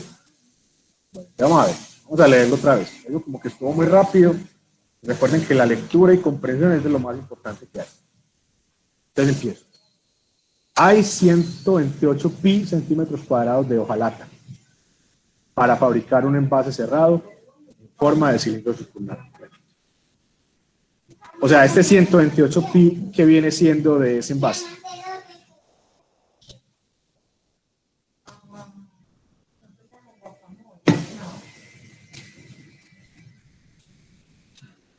El área superficial. El área superficial, correcto.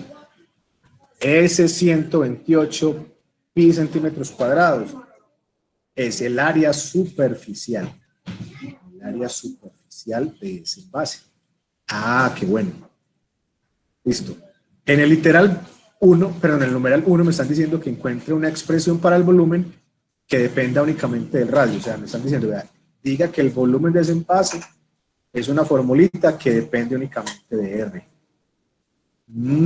Pero miren, como es un cilindro circular recto, nosotros sabemos que el cilindro circular recto tiene una altura H y un radio de la base R.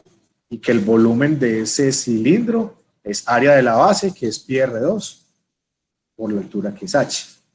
Así como está, no puedo entregar la respuesta. ¿Por qué? Me molesta esta H. Esta H me molesta. Pues yo tengo que deshacerme de esta H. Hasta ahí vamos bien. Hasta ahí todo está claro. Que nos tenemos que deshacer de esta H.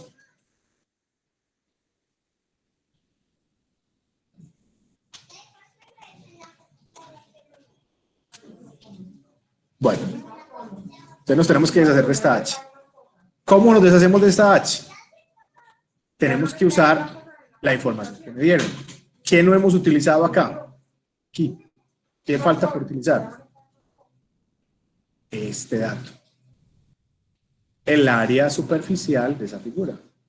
Y si ustedes se fijan, este ejercicio es muy parecido a uno que vimos la semana pasada. La semana pasada hemos visto uno con, era el perímetro y el área, ¿cierto? Uno le daban el perímetro de una figura y le pedían el área. Uno usaba el perímetro para hallar el radio, y una vez tenía uno el radio, lo utilizaba en la fórmula del área. ¿Se acuerdan? Eso lo hicimos la semana pasada.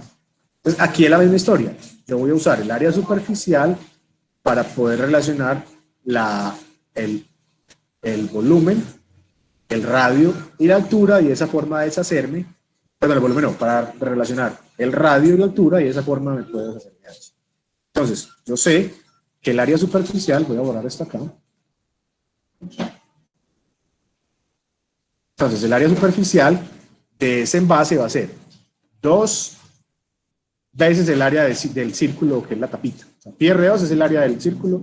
Como hay 2, sería 2 veces pi R2. Y ese es el área lateral, 2 pi RH. Acuérdense que este 2 pi R viene de recortar y de verlo como si fuera si fuera un rectángulo. Entonces 2 pi RH. Y eso es igual, la suma de esos dos es igual a 128. Perfecto. Como yo quiero deshacerme de H. Yo quiero deshacerme de H porque yo sé que el volumen es igual a pi R2H.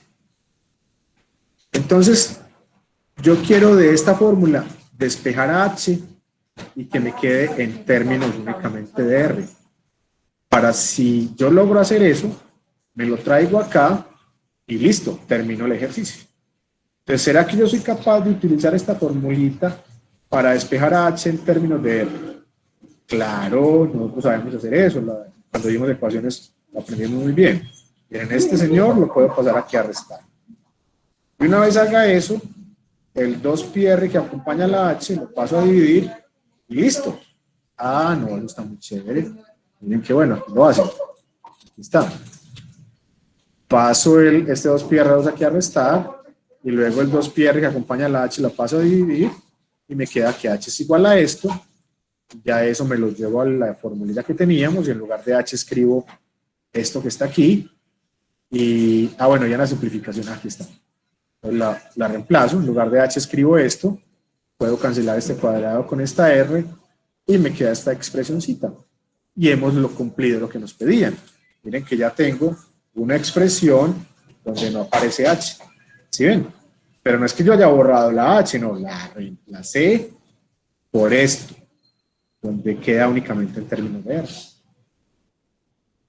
¿Eso está claro?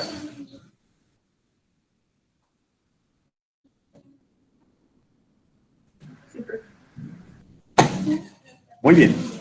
Ahora tenemos que responder la pregunta del numeral 2. Me dice, ¿para qué valores de R el volumen es 0? Ah, pues eso simplemente igualar esto a 0. Yo igualo a 0 eso. A ver, borremos esto. Yo igualo a 0 esa expresión, ¿cierto? El volumen igual a 0, me queda esto aquí a 0, resuelvo la ecuacióncita, somos expertos resolviendo esas ecuaciones, ta. Aquí me queda únicamente la raíz C, me queda la raíz C positiva, porque estamos hablando de distancias, raíz cuadrada de 64 es 8. Entonces me queda para R igual a 0 o R igual a 8, tendríamos un volumen 0. Y si ustedes se fijan en la figura, tener R igual a 0, pues es no tener nada, ¿cierto? No tendría cilindro. Y lo máximo que R puede valer es ese valor 8. Cuando valga 8, yo creo que se ve más claro aquí. Cuando R valga 8, ¿qué altura quedaría? Quedaría altura 0. 64 menos 8 al cuadrado quedaría altura 0, entonces tampoco valdría. Entonces ahí queda muy claro pues, que no puede ser ni 0 ni 8. Están entre esos dos valores. ¿Preguntas?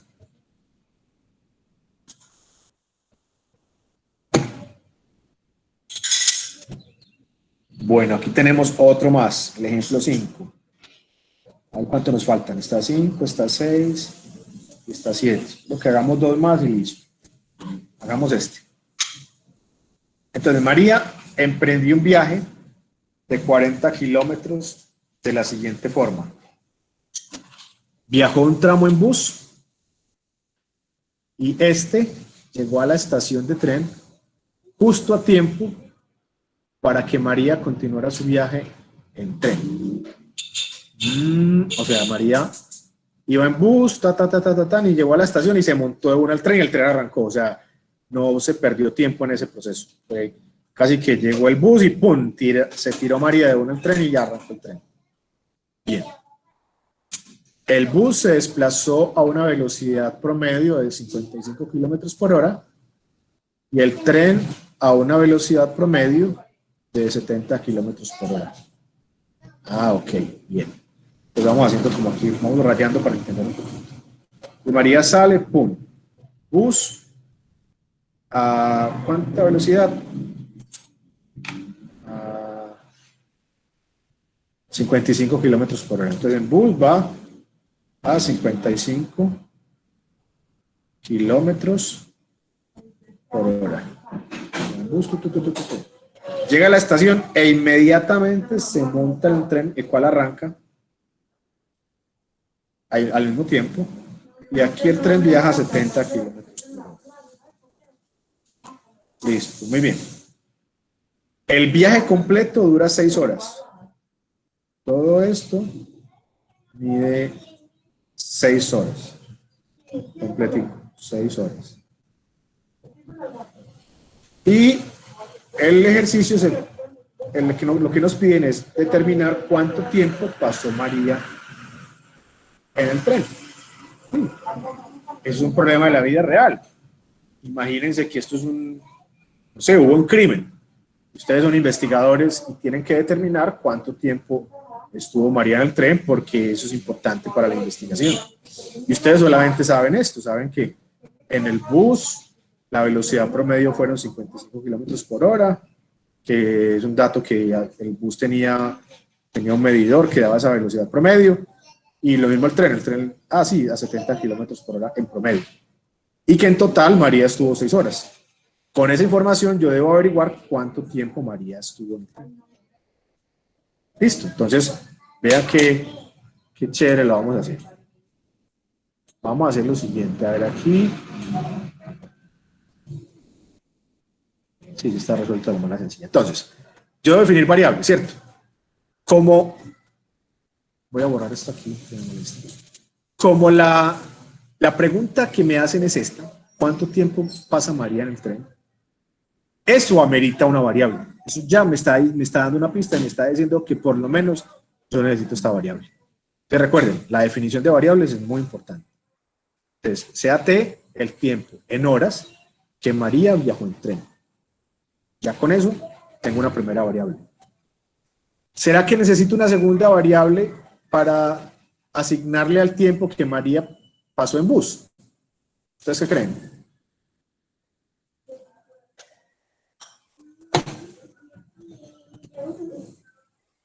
Que no es necesario, con saber una ya encontramos la otra.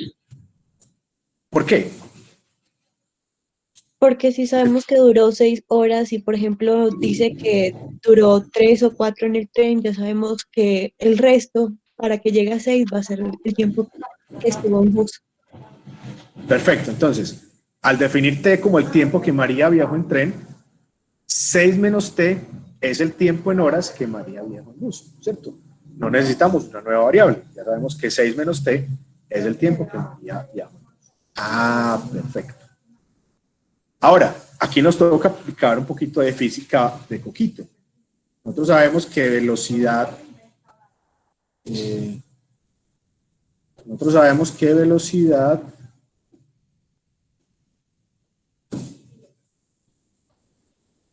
velocidad promedio es igual a distancia sobre tiempo, ¿sí? Velocidad promedio.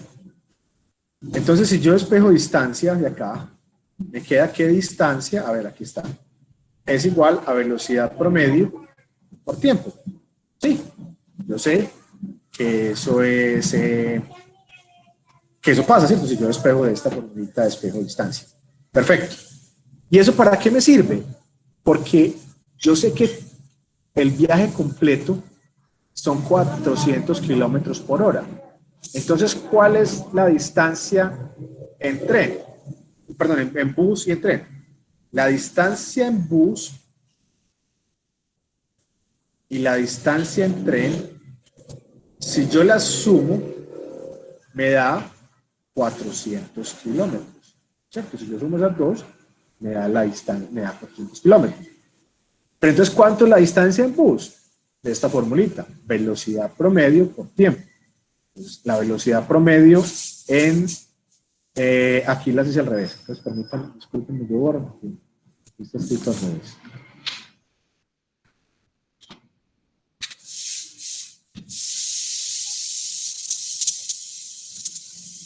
Entonces, la distancia en tren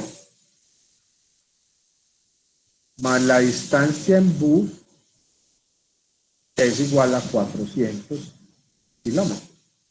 ¿Cómo se halla la distancia en tren? Pues va a ser la velocidad en tren por el tiempo en tren. Ah, bueno, velocidad en tren es 70 kilómetros por hora y el tiempo en tren es T. Entonces 70 por T es la distancia en el tren. Y en el bus, ¿cuál es la distancia en el bus? Pues va a ser velocidad en bus por tiempo en bus, que es este. Y todo eso suma, ¿qué? 400. Ay, miren qué chévere.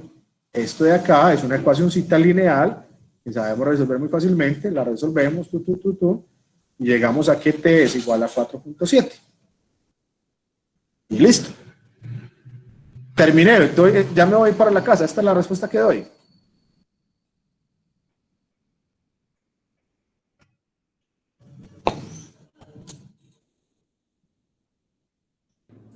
Habría que convertir ese 4.7 en, pues no en minutos.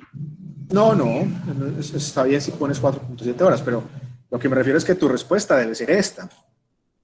Esta es la respuesta que te entrega. Luego María viajó 4.7 horas en tren. Esto no se les olvide nunca. Terminar, rematar los ejercicios. Listo, entregar la respuesta como es. Bien. Preguntas de este ejercicio.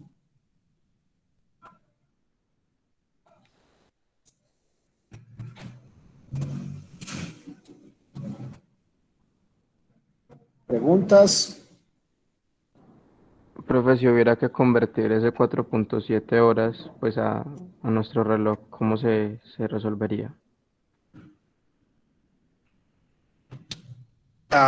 Como minutos. Pues entonces tú miras, a ver, tienes 0.7 horas.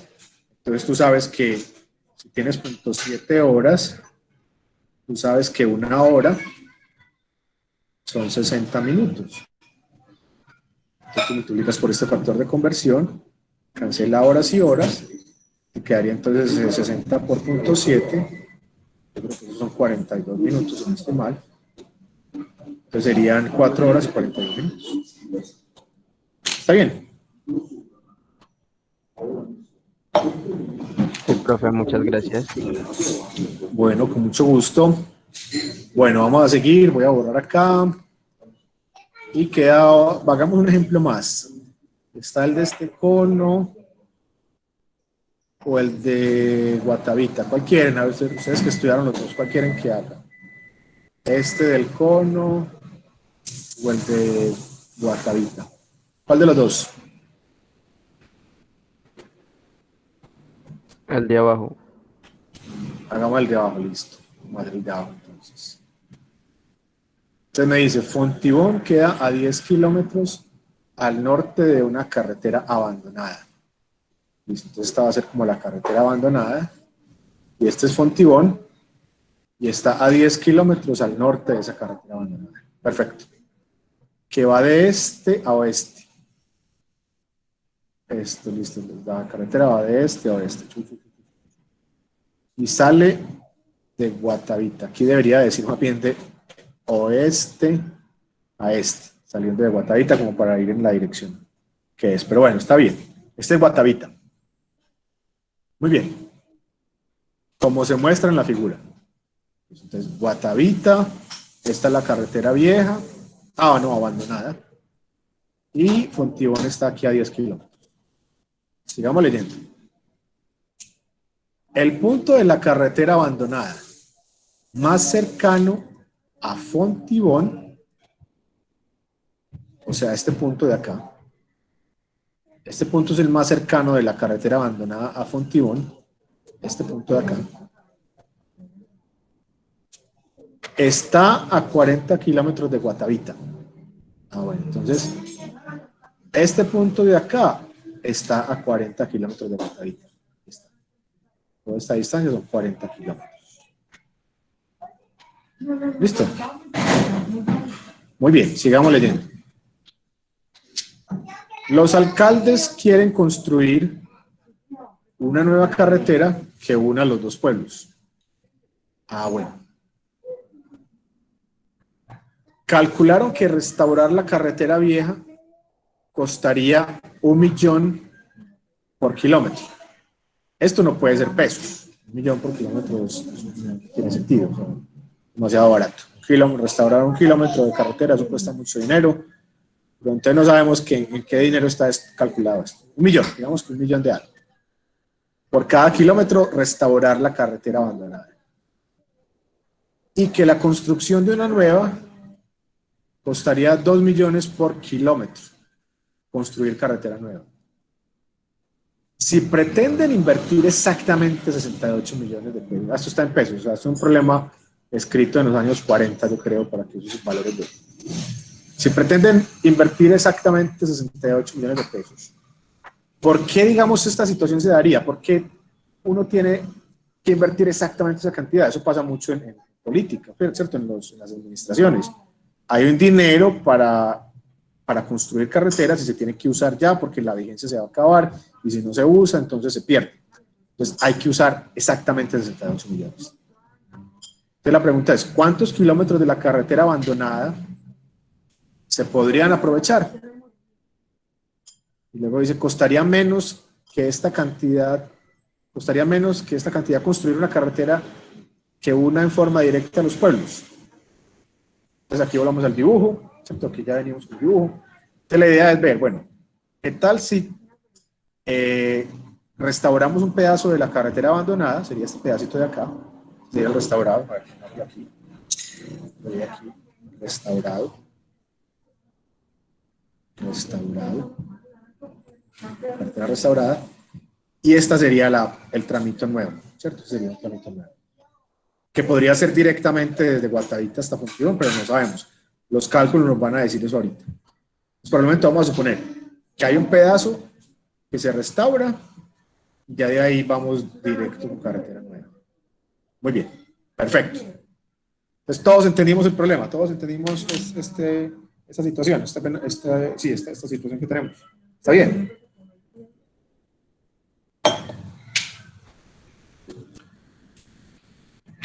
Bueno, parece que sí. Entonces, vamos a hacer una figurita un poquito más limpia. Ah, bueno, pero antes de eso, miren que estos son los problemas de la vida real. La vida real no se la encuentra uno con haya el valor de X en la siguiente ecuación. No, así no es la vida real. La vida real es esto. un enunciado, una situación, y uno es el que tiene que definir variables, el que tiene que hallar ecuaciones. Entonces, teniendo eso presente, yo tengo que definir variables. ¿Ustedes qué creen que variable debería yo definir? Siempre la pregunta me trae información importante de como qué variable yo debo definir. Fíjense que la pregunta me dice, ¿cuántos kilómetros de la carretera abandonada se podrían aprovechar? ¿Qué creen ustedes entonces? ¿Qué variable deberíamos definir? De entrada.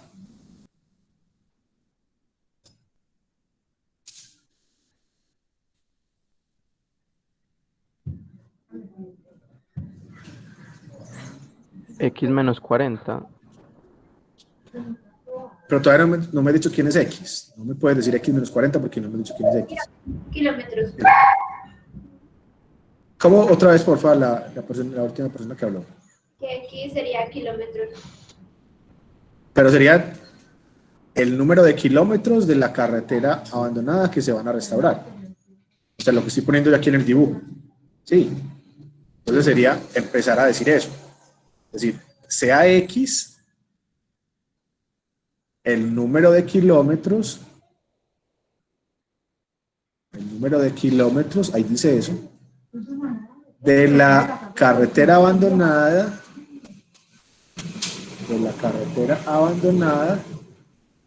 que se restaurarán.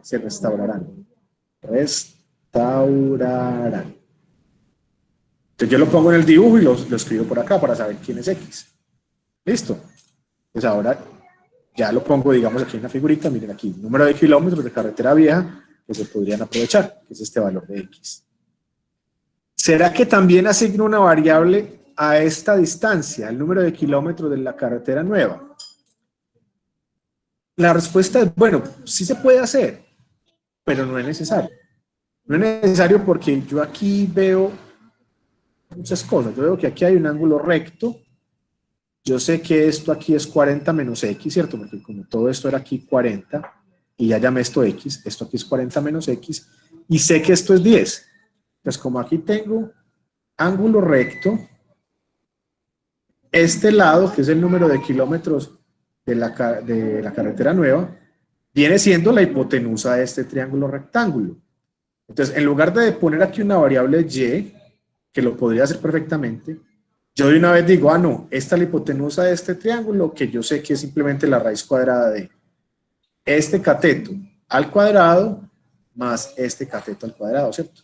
40 menos X al cuadrado más 10 al cuadrado, y a todo eso le saco raíz cuadrada para que me dé la hipotenusa.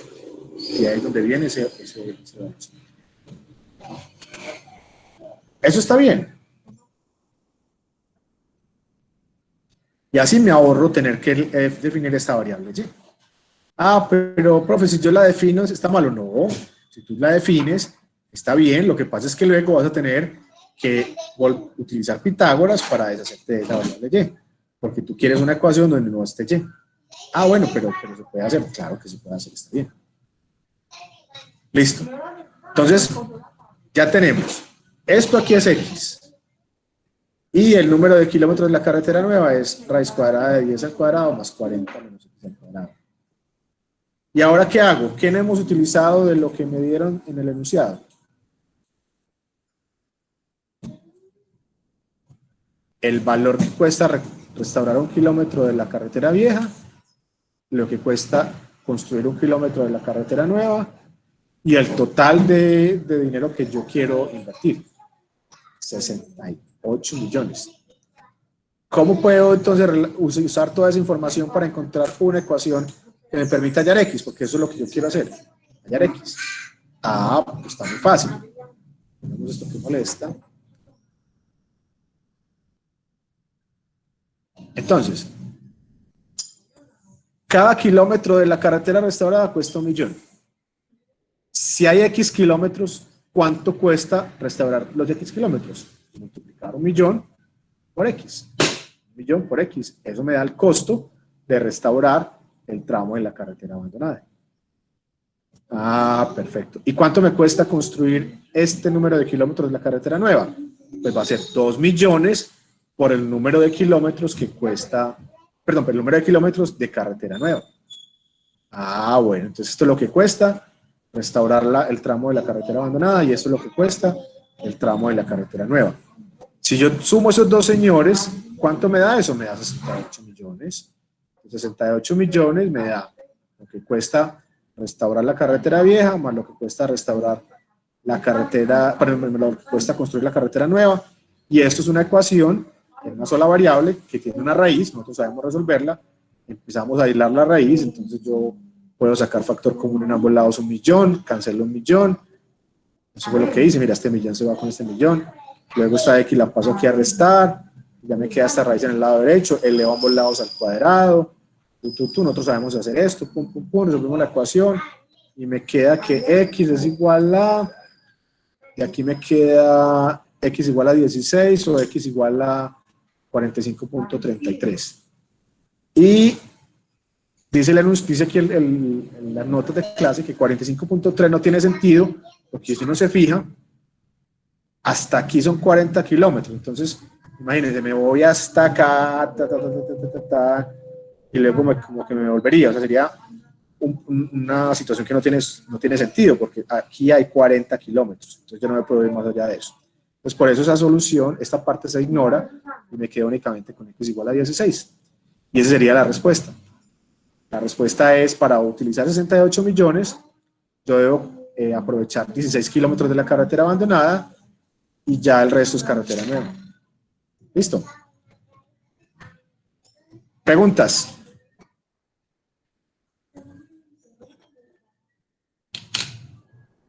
Profe, ese de 17.000. O sea, estoy analizando y, perdón, ese 1.700 en la raíz. ¿De dónde sale? Fíjate que es ese producto notables. 40 al cuadrado es 1.600. Y ese 1.600 con este 100 es 1.700. Y luego es menos 2 veces este por esto, o sea, menos 80x, míralo acá, más x al cuadrado. Sí. Todos estos pasitos ustedes los tienen que hacer con cuidado para que vayan afinando pues como su álgebra, su atención, que no cometan errorcitos. Otra pregunta. Bueno, la otra pregunta que hacía el enunciado es, ¿qué pasa si construimos únicamente carretera nueva? Construir carretera nueva sería irme directamente, o sea, es básicamente es irme aquí derechito. En ese caso, pues tendría que, sería aplicando Pitágoras, esto es 40, esto es 10, sería entonces raíz cuadrada de 40 al cuadrado más 10 al cuadrado, ese sería el número de kilómetros de carretera nueva, a 2 kilómetros, a 2 millones cada kilómetro, sería un total de 82.5 millones, que es más costoso. O sea que sí es importante restaurar un pedazo de la carretera abandonada, restaurar esta parte y ya luego me voy con esta carretera nueva. Bueno, muchachos, creo que podemos dejar aquí. Aquí hay más ejemplos en video. Está el taller del profesor Julio Morales. Y el jueves con Mónica van a hacer más ejercicios del taller. Entonces, hasta aquí llegamos. Gracias por la asistencia, que les vaya muy bien. Y bueno, nos vemos. Gracias, profe. Hasta luego. Hasta luego. Hasta luego, profe. Gracias. Hasta luego. Gusto. Hasta luego, profe. Chao. Hasta luego, profe, que pase bien. Lo mismo para ustedes. Chao. Con mucho gusto.